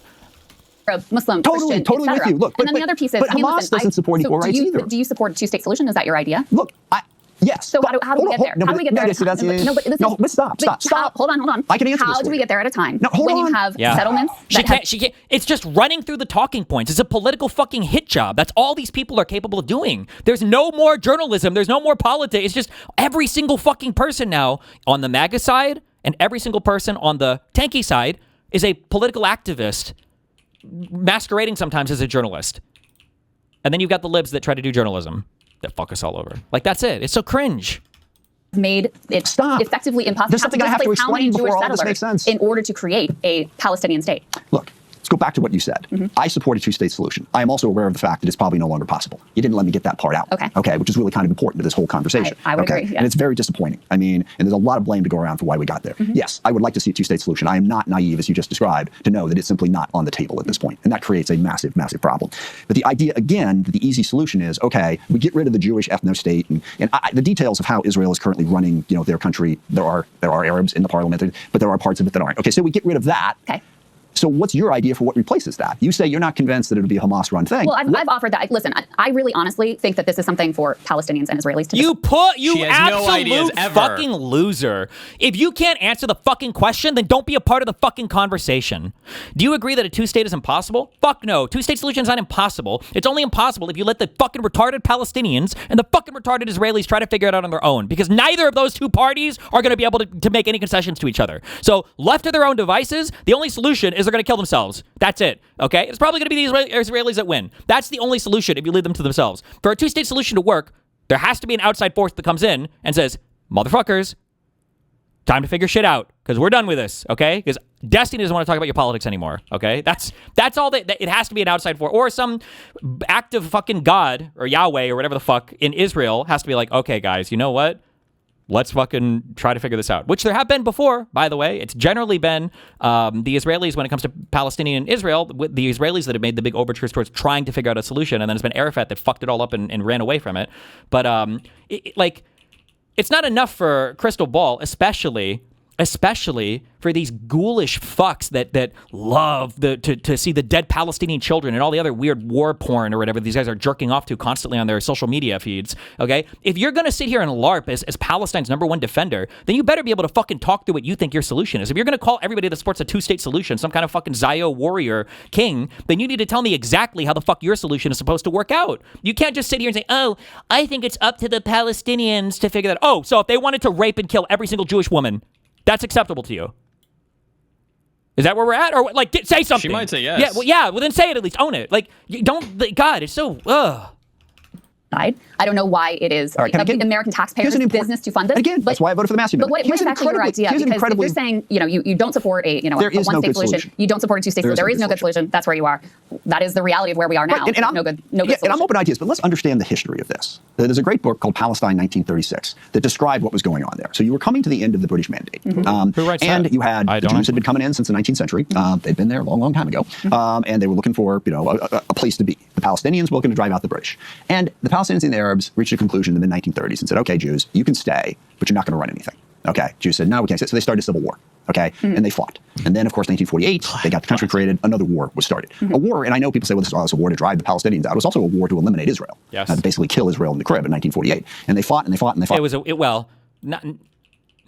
Sure. I think you're underselling it there. It would be a war to remove all the Jews from that land. That's what it would have been. But and they fought. And at no point was there ever anything carved out for the Jews. And so the Jews have been fighting an existential fight.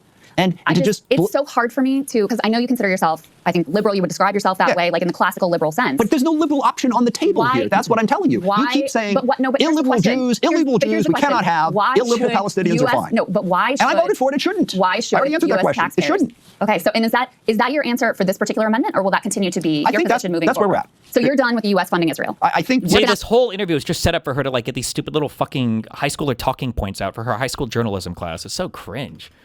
Themselves. Yeah, I'm not 100% sure. I gotta say, I mean, look, if tomorrow there's a peace agreement, okay, and they actually go forward with something where they create a reasonable alternative for the Palestinians in Gaza, if they actually stop what they're doing in the West Bank and get to peace in Lebanon, that may change it. I don't see that happening, which is why I give you the answer I gave. But again, this notion that somehow there's a liberal option on the table, and how could we possibly support the illiberal state of Israel? What's going to come in there, okay, that's going to be liberal? Now, I'm with you on the taxpayer dollar piece. You mentioned Rahm Emanuel's speech. You said you associate answer, no engagement. She's not he capable. Supports banking sanctions on Israel. We sanctioned our... Yeah, she's just here to get as many things about, like, how much fucking Jew hate can I get on the record? So you agree that you should sanction as many as possible, right? Okay, we agree with that. Yeah, especially the banks. Okay, you agree that we should stop funding them, right? Okay, no more defensive weapons, right? Like, it's just how many fuck the Jews can we get on the record before we're done with our fucking 30-minute shit interview?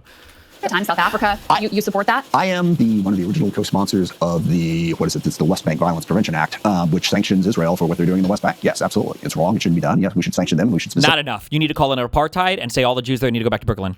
Sanction Smotrich and Ben Gvir, who are advocating so much of this. Yes. Okay. All right. Let's move on to some of these broader disagreements. And I guess a good transition into that is, how much do you think the question of the relationship with Israel-Palestine is serving as a litmus test in Democratic primaries? From my perspective, it's been very important because it serves as a proxy for kind of a host of other issues and concerns that the Democratic base has. A proxy for what? Like, I need to know if you're pro-Palestine so I know that you're going to advocate for fucking labor unions or something? Like, what the fuck, bro? She is right to some extent, just in a way that she's not intending to be, which is that it's a good litmus test to see if you're going to be a fucking DSA shill fuck who is ineffective at advocating for any actual popular policy, but you are effective at like towing the party line for trying to endlessly litmus test away anybody that can actually legislate. The Democratic Party at this point, but I'm curious your perspective on how important that has become and the reason why you think it has become an important issue. It's becoming more important. It's not the most important issue. The most important issue, it's not even close to the most important issue in these primaries. The most important issue that is driving the anti-establishment feelings in the primaries is two things. Number one, the belief that we have not effectively fought Trump. Okay, when you look at what really drives these people, yes, Israel's part of it, but it's also going after, you were part of the establishment, how come you didn't beat Trump? Now I have a complaint here, and that is that a lot of the policies of the DSA and the left, open borders, defund the police, the idea that you can't possibly spend enough government money, identity politics, a lot of those things are what gave Trump his power. And part of the reason those of us in the establishment struggled to beat Donald Trump is we were having to defend policies like open borders, okay? And Trump walked right into that, all right? So the notion that it's just the establishment that led to Trump losing, I think is a misplaced fact. Can we pause there for 1 second? Go ahead, get to your critique. And I certainly, but I also think that the establishment Democratic Party, I mean, the whole Joe Biden thing, nominating, even thinking about nominating Joe Biden. Because of his age? Well, because he couldn't, I don't care how old he is, he just couldn't speak, okay? He couldn't communicate clearly. Yeah. Whether that was because he was old or because he couldn't communicate clearly, it had the same effect. And then Holy shit, that's the most based anti-Biden talking point I've ever heard, and it's a fair critique. Sure, he's a bad communicator right now. Yeah, that is fair. That's somewhat fair, I think. I would say, yeah. Is income inequality. It is absolutely true that whoever has been governing for the last 20 or 30 years hasn't done enough to create opportunities for enough people. Yeah. Those two issues, I think, really drove the feeling of let's try something different. Now, the question is whether or not the DSA agenda is actually going to achieve either of those objectives. Is that what's going to help us defeat Trump and MAGA? Is that what is going to build a more broad-based economic thing? But this is where I am very sympathetic with the DSA. I'm an economic populist. All right, I think we should rewrite the tax code to actually tax rich people. I've been working with a woman, Ray Madoff. She's a professor up at Boston College. Who wrote a book about how we built our tax code so that investors don't ever pay taxes. Let's change that. Okay, I'm very pro-union. Stock buybacks. Why do we have stock buybacks? They didn't exist prior to 1982. Yep. So obviously corporations can exist without them. On that agenda, I'm there. Part of the problem I have with the broader agenda is you can't have free stuff for everybody all the time. And another message that the left gave us in the last 10 years was that deficits and debts don't matter. Are you familiar with modern monetary theory? Of course. Yeah. It's absurd. There are parts of this, I still think the hyper fucking fixation on stock buybacks is cringe. But I do like the way that he phrased, I just hate calling it populism. Capital is too powerful, and we need to revisit capital gains. I think we'd have to come back to the table and fundamentally reevaluate the relationship that we have with capital accumulation. I don't know how else to say it. We have to. It can't be that you can make $500,000 a year and pay 15% tax on it because it's capital gains and you don't have to go to work. It's just too much. It's too crazy. It's too stupid, I think. The idea that we just spend as much money as possible is not a problem. Now, I want to tax people. I want a better social welfare state. But to argue that we can have a better social welfare state because the debt doesn't matter undermines the credibility of that argument. I think with the decline of the U.S. dollar and potential... What? I just killed death 4 times in a row in the same run. Problem? Well, once you know how to kill him once, it's over. Yeah. Yeah, fuck. I think the problem with that game is once you release your brain a little bit into the ethers and then you start really understanding the combo shit, that it becomes... Yeah. There's also a couple cards and bonuses that just make it way too easy. As soon as you start getting wild cards and shit, it's just it's over. Yep. And the wild card gem, it's just it's super over. I had 1.5 million gold, and I had 4 cards with the do gold damage or whatever, and I killed death in 4 shots. Yeah, base, nice, okay. Risking of the U.S. dollar as a reserve currency, it's something we have to think more about now. But here's let me that's drill, the understatement of the morning, by the way. But let me drill down a little bit on a few things you've said. So you've argued both from most of your argument against the DSA thus far, I think you could characterize as an electability argument. You think No. It's bad policy. Okay, so I don't think having unlimited immigration is sustainable. I don't think getting rid of the criminal justice system is a smart way to govern. It's not just electability. Capital gains shouldn't be preferably treated. A lot of our societal issues are downstream of our insane tax code that has emergent loopholes as a structural property. Yeah, maybe. Yeah, I don't know. Maybe we just didn't think. I mean, capital was obviously not probably as powerful a long time ago. Actually, I don't even know if that's true. I don't know if it's true. I don't know if I care. It's too much that if you own some investment in capital, the tax treatment is just so disparate. Like we have to revisit that. But we also probably need to broaden our tax base too, which is another thing that that's something that nobody ever wants to address. By broaden your tax base, you mean like up taxes for like the lower everybody, like middle class and working people too. Everybody needs some.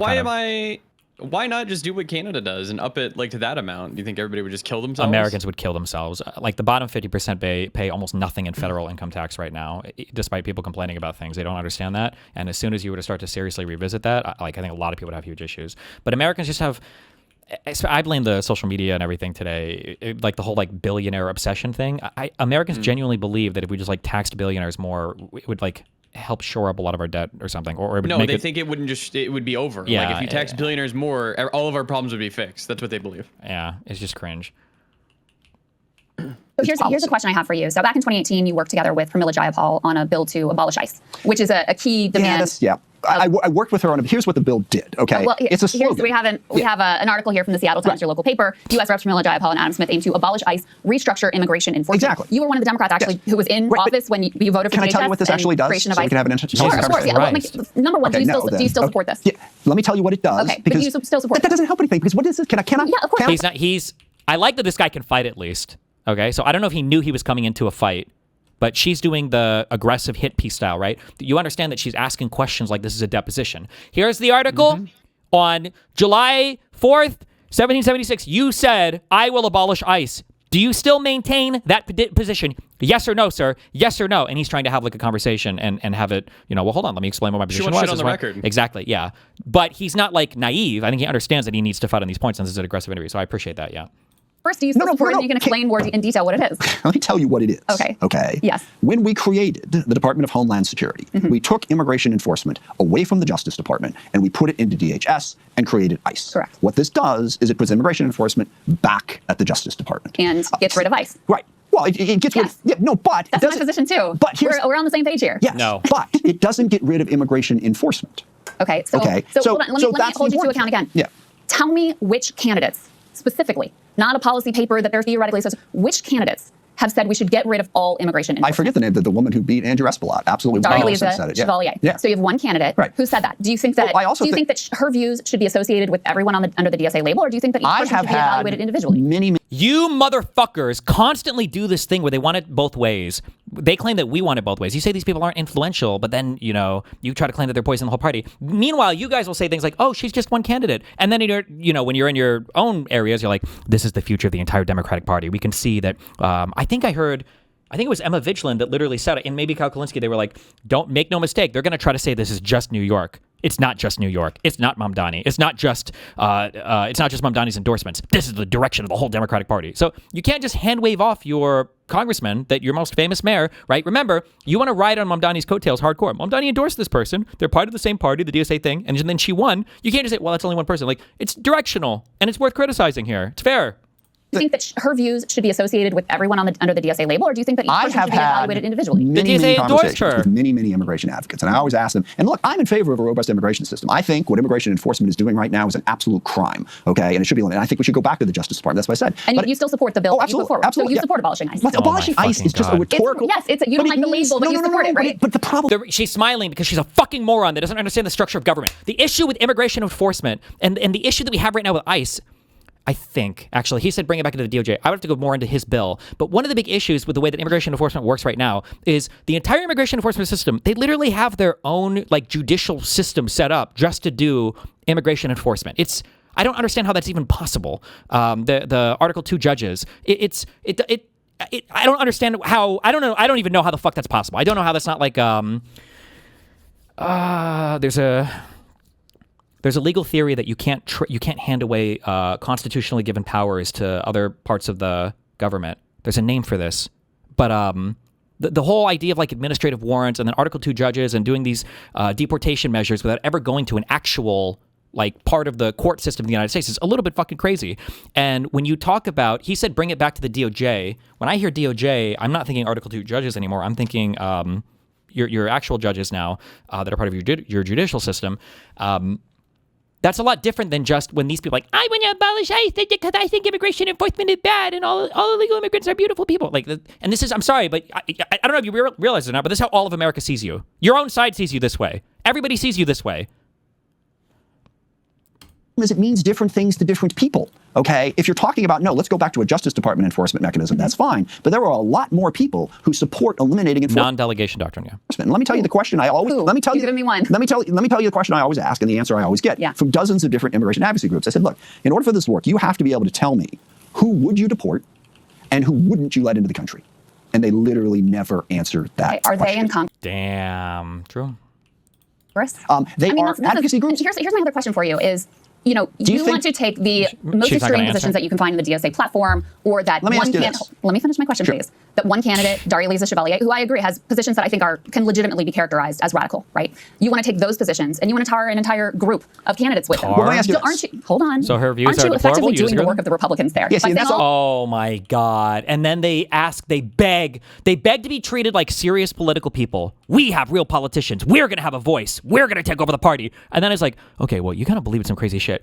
Oh, why are you criticizing? Why are you criticizing us? That's not fair. But also, and then also, you know, loop around also, remember what I said before, there is never an appropriate time to criticize the left. You can't do it in the primaries because that's illegal. You can't do it after they basically won their election. That's not fair. You're certainly not going to be able to do it once everybody's in office, right? There's never an appropriate time to criticize their elected officials, ever. You can never do it. Aren't you doing the Republicans' job there by punching left? She's so dishonest. Wait, what is this? Hold on.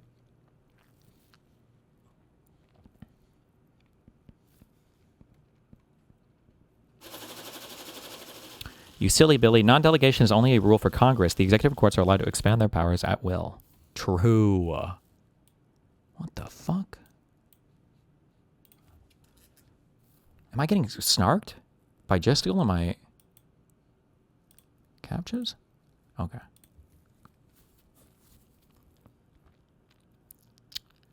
Wait, what is this about? Did she say she's not pro-abolish ICE or what? Abolish ICE because they've been terrorizing our communities. And I was just at Delaney Hall a couple days ago as, again, they're gassing Senate. Okay. I don't know why I was like this. All these people, they're all so crazy. They don't want any enforcement, they don't want any police, they don't want any borders, etc. She says nobody is saying it while all of the candidates are saying it. They could easily characterize you've done your thing, let me do mine. They could easily characterize your abolish ICE position as just as crazy and radical as Daria-Lisa. But it's not.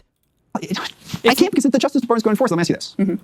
Joe Biden, his policy, okay, so not just one person in a platform, whatever. Do you think his policy was too lax in terms of border security? I don't, but I acknowledge that politically that helped fuel the rise of the return of Donald Trump. So let me say, that is something that's widely but hold on a second. Which wing of the Democratic Party does Joe Biden come from? He doesn't come from the DSA left, does he? He comes from the establishment. And so to go back to one of the original, wherever he comes from, how did he govern? Well, he funded the genocide, so he covered in a lot of right-wing ways. But fucking God, she's so stupid. Oh my God, dude.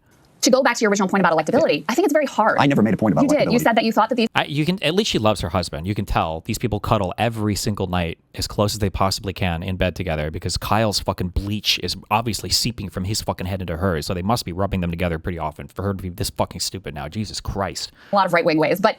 To go back to your original point about electability, I think it's very hard. I never made a point about electability. You did. You said that you thought that these positions, if you listen to your original answer, you said you thought these positions of the DSA were part of what brought back Donald Trump. Fair enough. Yes, but there's also policy concerns. Okay, but on the electability point, how can you argue that your camp within the Democratic Party has a lot of credence when it comes to electability when I argue the exact opposite. I'm with you. When Hillary Clinton loses to Trump, Biden wins by adopting some left-wing views, then loses to Trump.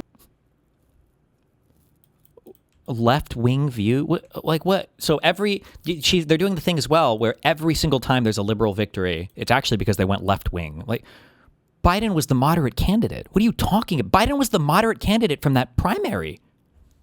Like it was the establishment that propped him up, that forced war and sort of a primary. So how could it be the fault of the left that we're losing? There's three things. Okay, I always say that the fall of the Democratic Party is a tragedy in three acts. Okay. Number one, we didn't do enough on the economic issues. And I think that Obama and Clinton get way too much of the blame for that. I think they really tried to get after broader economic issues, certainly the Affordable Care Act, a whole lot of other provisions that were put in there, but we didn't do enough on economic inequality. Number two, the left came along and took some positions that weakened us. I'm not blaming one group. Everyone's like, well, you're blaming us. What about them? It's like, there can be collective responsibility here, okay? It's not an either or choice. Yes, we didn't do enough in economics. And then some of the positions of the left, and there were a lot of people running around. And when people say abolish ICE, do they mean abolish enforcement or do they mean change enforcement? Okay, and that's where you get into that difficult issue. We've had criminal justice problems. You should force, I don't know all the time. This guy is more attuned and prepared to fight than actually any other elected official I think I've seen come on this program. But I don't know if they're aware of how crazy these people are just because they haven't had to answer the question before. Like, I genuinely do believe that that Brad is a little bit mind fucked on our shows when I have to stop and ask the other guy how he feels about something. Brad's like, wait, hold on, you really think that? I think that happened even on our last episode where I had to force an answer from the guy. But that guy was crazy. Mr. And I think Brad Palumbo, knew. right? Yeah, Brad Palumbo.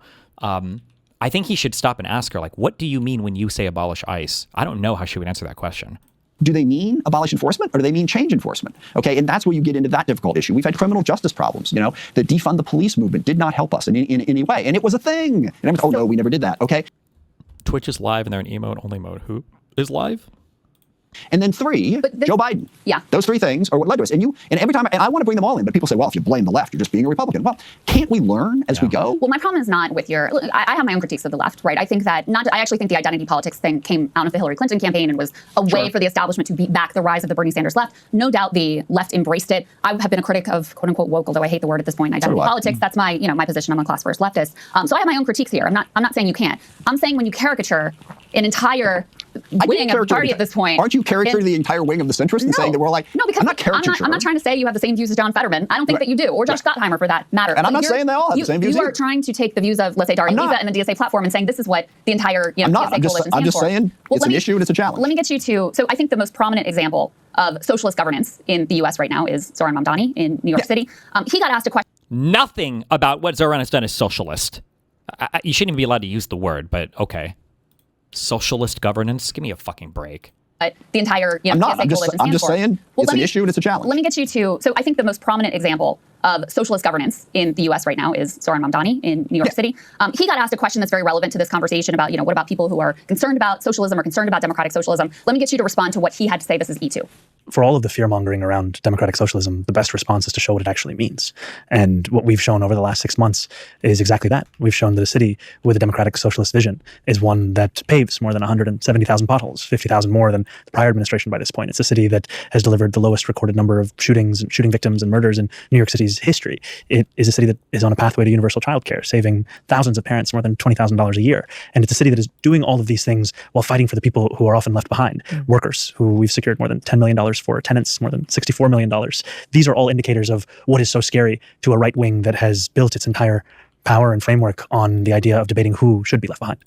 So is Zoran's version of socialism a version that you could get on board with, since he's really focused on the affordability pieces that you well, socialism is when free childcare and filling potholes. Oh my God. Well, fuck, damn. Well, who's against it then? You must be literally a fucking demon then if you oppose it at that point, huh? By what he's doing. And I think that form of trying to get things done, that's the other problem, is so much of the left, and certainly we experienced this in Seattle, became an academic exercise. Abundance they were spending all day long talking about the history of racism, as opposed to going out in the community and saying, these are people who've been discriminated against. Let's get them access to capital so they can start businesses. Let's get them access to capital so they can get homes. Let's do a job, let's do workforce development so they can get jobs. It became an academic exercise about the history of the U.S. and about, are we, just irreversibly bigoted racist, and that's all interesting. What are we doing to govern effectively? And actually, everything that Mamdani said right there, I'm encouraged. If you govern and focus on getting things done, so-called sewer socialism from back in the day, when you had mayors who were socialists because they were going to go out and work, that's great. As an academic exercise, when you want to explain to me the history of oppression, when you say things to me like, well, that person can make that argument because of the power dynamic, and we operate in this weird intellectual world that's got nothing to do with practical problem solving and logic, okay, that's where I have a problem. Michelle Wu up in Boston, also, on the left, governing really well. There are other folks who haven't governed so well because they got trapped in this sort of ideological thing where the whole focus was on oppressed and oppression as opposed to actually governing well. So yes, I am encouraged by what I've seen in the last, 6-7 months in Mamdani's term. I'm a working class blue collar kid. I'm in favor of economic populism, and if socialism can work on that level. Now, I think you also have to recognize that private industry has to be part of it. Okay, we have to have businesses that grow. But yeah, I had someone. I was up in New York a month or so ago, and someone said, the problem is we took the guardrails off capitalism. And over the course of the last 50 years, that's what we did. We took the guardrails off capitalism. So let's put those guardrails back on. And if you want to call it socialism, whatever you want to call it, I don't care. She doesn't agree with this. I don't know if she'll be brave enough to want to fight on this point, or if she ever fights on these. But a lot of these people will say that it's the inherent contradictions of capitalism that lead to the issues we have today. These aren't by mistake; they're by design. But I don't know if she ever does this argument publicly. But let's govern more effectively. So let me ask you then. Josh Gottheimer said, if you're a socialist, you're not a Democrat. It sounds like you don't agree with that. No, I mean, but again, the problem with this is the whole abolish ICE thing. You throw a term out that means 15 different things to 15 different people, and then you're like, do you support this? It's like, well, which one of the 15 versions are you talking I'm about? not asking you to support it, but he and others have said basically, we don't want these people in the party. We don't want to share the tent with them. And it doesn't sound like you're in that place. I am not. Now, I think we ought to be able to have a conversation about the issues. I was sick to death, and you did it to me again, when I was trying to say, hey, look, on immigration. It's also, he is right to call this out. It's so exhausting, the fucking word games on all of this. What the fuck does it mean? What is? I mean, fuck. I had this debate with the Professor Wolf guy how long ago, and it's like, what does it mean to be a socialist? And there's no fucking answer. I don't know. If socialism is literally just that when the government does stuff effectively, then fine. I guess we're all socialists. We all want to be socialists. Like, you know, we need to show that we are in favor of enforcement. Well, you're just giving me Republican talking points. I didn't say that. Yeah. No. You said something about me like sound like Republican. No. What I said why can't we have a conversation about it? What I said is that when you take the most radical position of one person or from a policy platform and you paint with a broad brush, you're handing Republicans a talking point. Oh, this is what these people are. And what I'm saying is that you could easily be put into that camp too, given some of your positions that you continue to hold. For example, whether you want to call it dismantling ICE or reorganizing ICE under a different agency or whatever you want to call it, you support getting rid of ICE. It's not actually a joke. It's how are you going to enforce it? What sort of enforcement are you going to do? And if going back to the Justice Department makes sense to me. And, you know, ICE would no longer exist, but you'd still have immigration enforcement. But this is the biggest... Could you actually, I am curious your view, because the counter to that would be, well, if you're just going to do enforcement, why not just keep ICE and reform ICE, right? There's some group of people would say, oh, it's too radical to get rid of ICE. We need to just reform it, vet better, et cetera. Why do you think that it needs to be taken apart? Obviously, I agree with you. What Trump has done with it, I think just puts it in the category. And I don't know, I mean, theoretically, within the Department of Homeland Security, I suppose you could have immigration enforcement that made sense.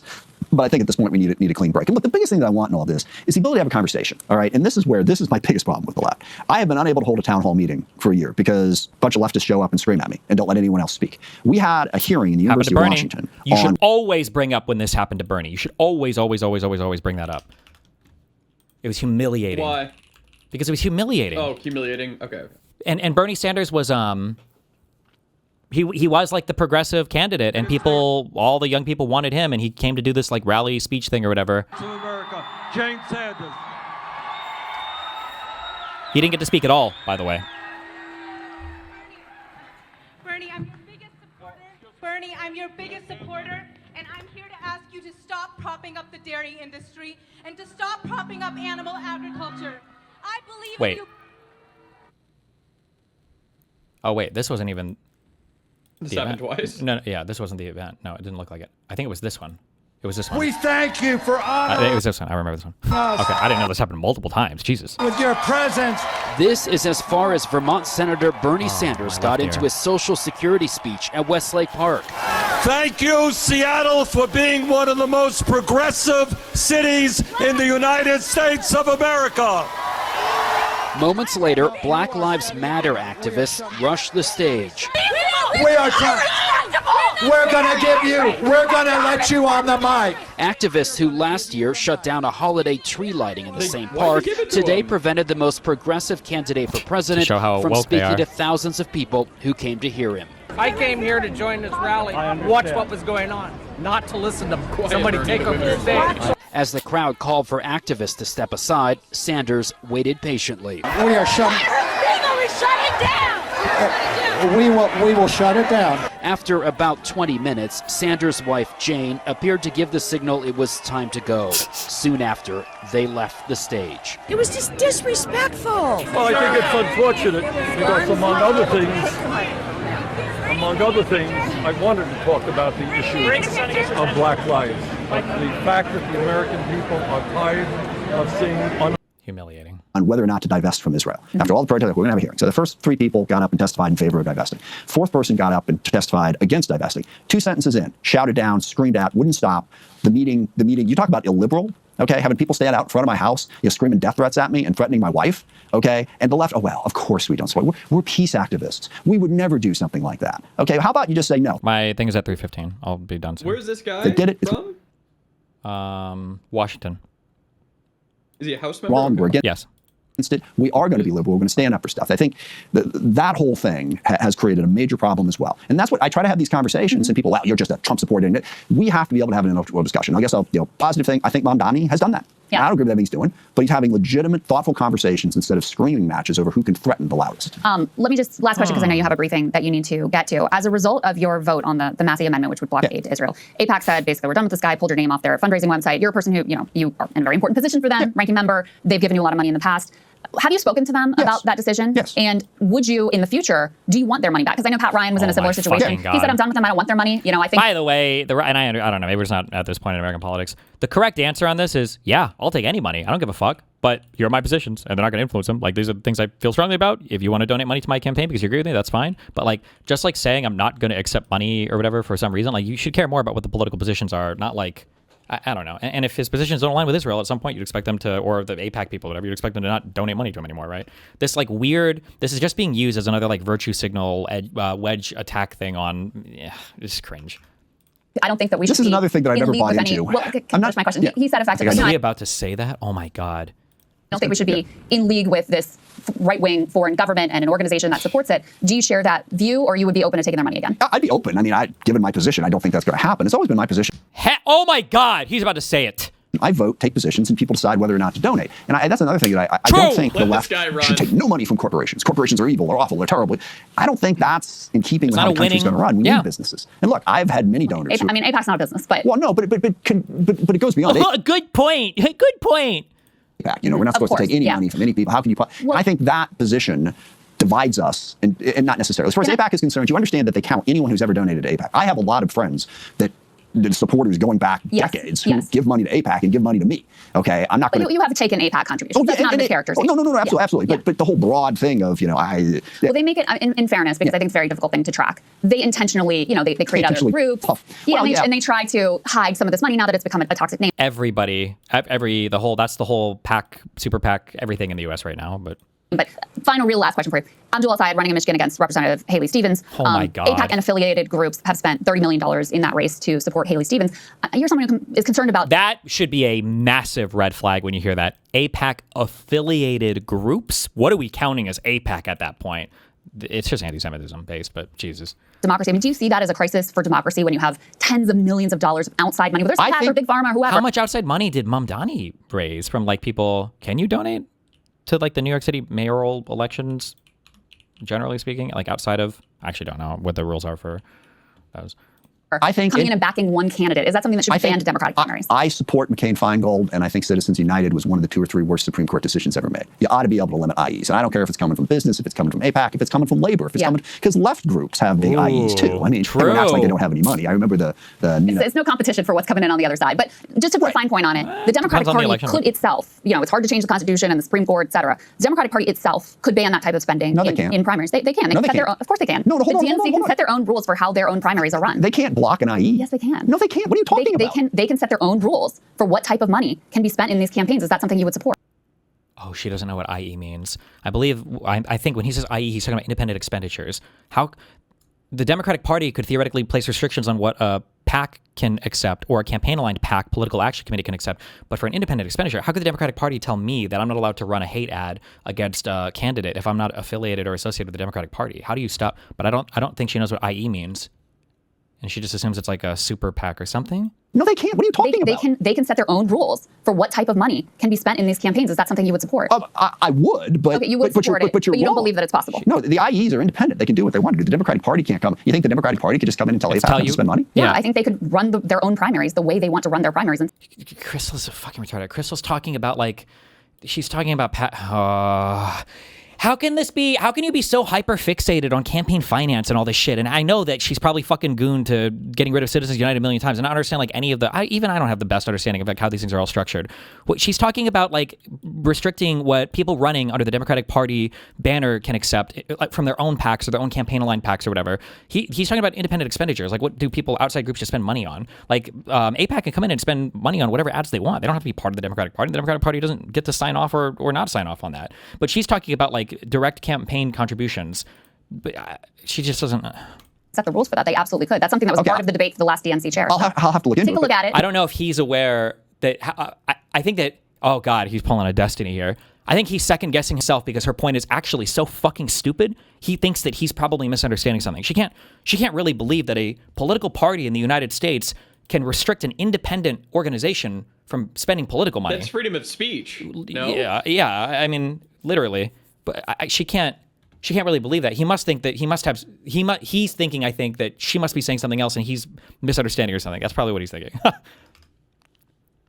way they want to run their primaries and set the rules for that, they absolutely could. That's something that was part of the debate for the last DNC chair. I'll have to look into it. Take a look at it. Even if the DNC but you would support, says that, in theory, you would support it. I would support anything that bans IEs, but Okay. IEs are by their And you think nature. it's a problem for democracy? Oh my god, this is like the most virtue signal fucking shit in the universe, bro. Where the money's coming from. Yeah, absolutely. Congressman, spirited exchange. I appreciate it. Genuinely. Thank you for coming in. Happy to do it. Hey, if you like that video, hit the like button or leave a comment below. It really helps get the Fuck you, Sager. Uh-oh. The debunker. You played a kid's game. I don't give a shit. Chill, Chat, buddy. I don't care what it says. I don't care that this doesn't agree with me. Wait, is this just the same clip we've already seen? It doesn't matter what the context is. 42 minutes ago. When it's a message that has violence in it. No, we already watched this yesterday. As a creator. He just says the context doesn't matter. Yep. Space. Scott Wiener took $0 from APAC. Connie Chan took $500,000 from APAC. Let's see how Track APAC is treating this. Uh-oh. What? Connie Chan took $0 from APAC. Why is this blatant lie getting so much traction? This was posted directly by Track APAC in her primary race verse Psychot. It says money spent by pro-Israel PACs. That's an independent expenditure, not taking money from anyone. Are you really unaware of the difference? Oh my god!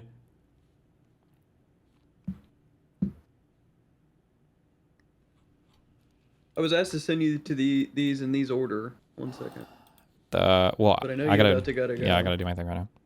Jesus Christ. Who sent these? B44. Who? He's a great linker. Oh. B44? Okay. I'll go there when I get back. Okay, I'll be back in like... Wait, what is the thing? Did you tell me earlier or no? I don't know. It's a guy that I'm doing an interview with who for his Substack thing, and then it'll be posted somewhere, and I'll, yeah. Sweet. Be careful. Love you, bye. Yep.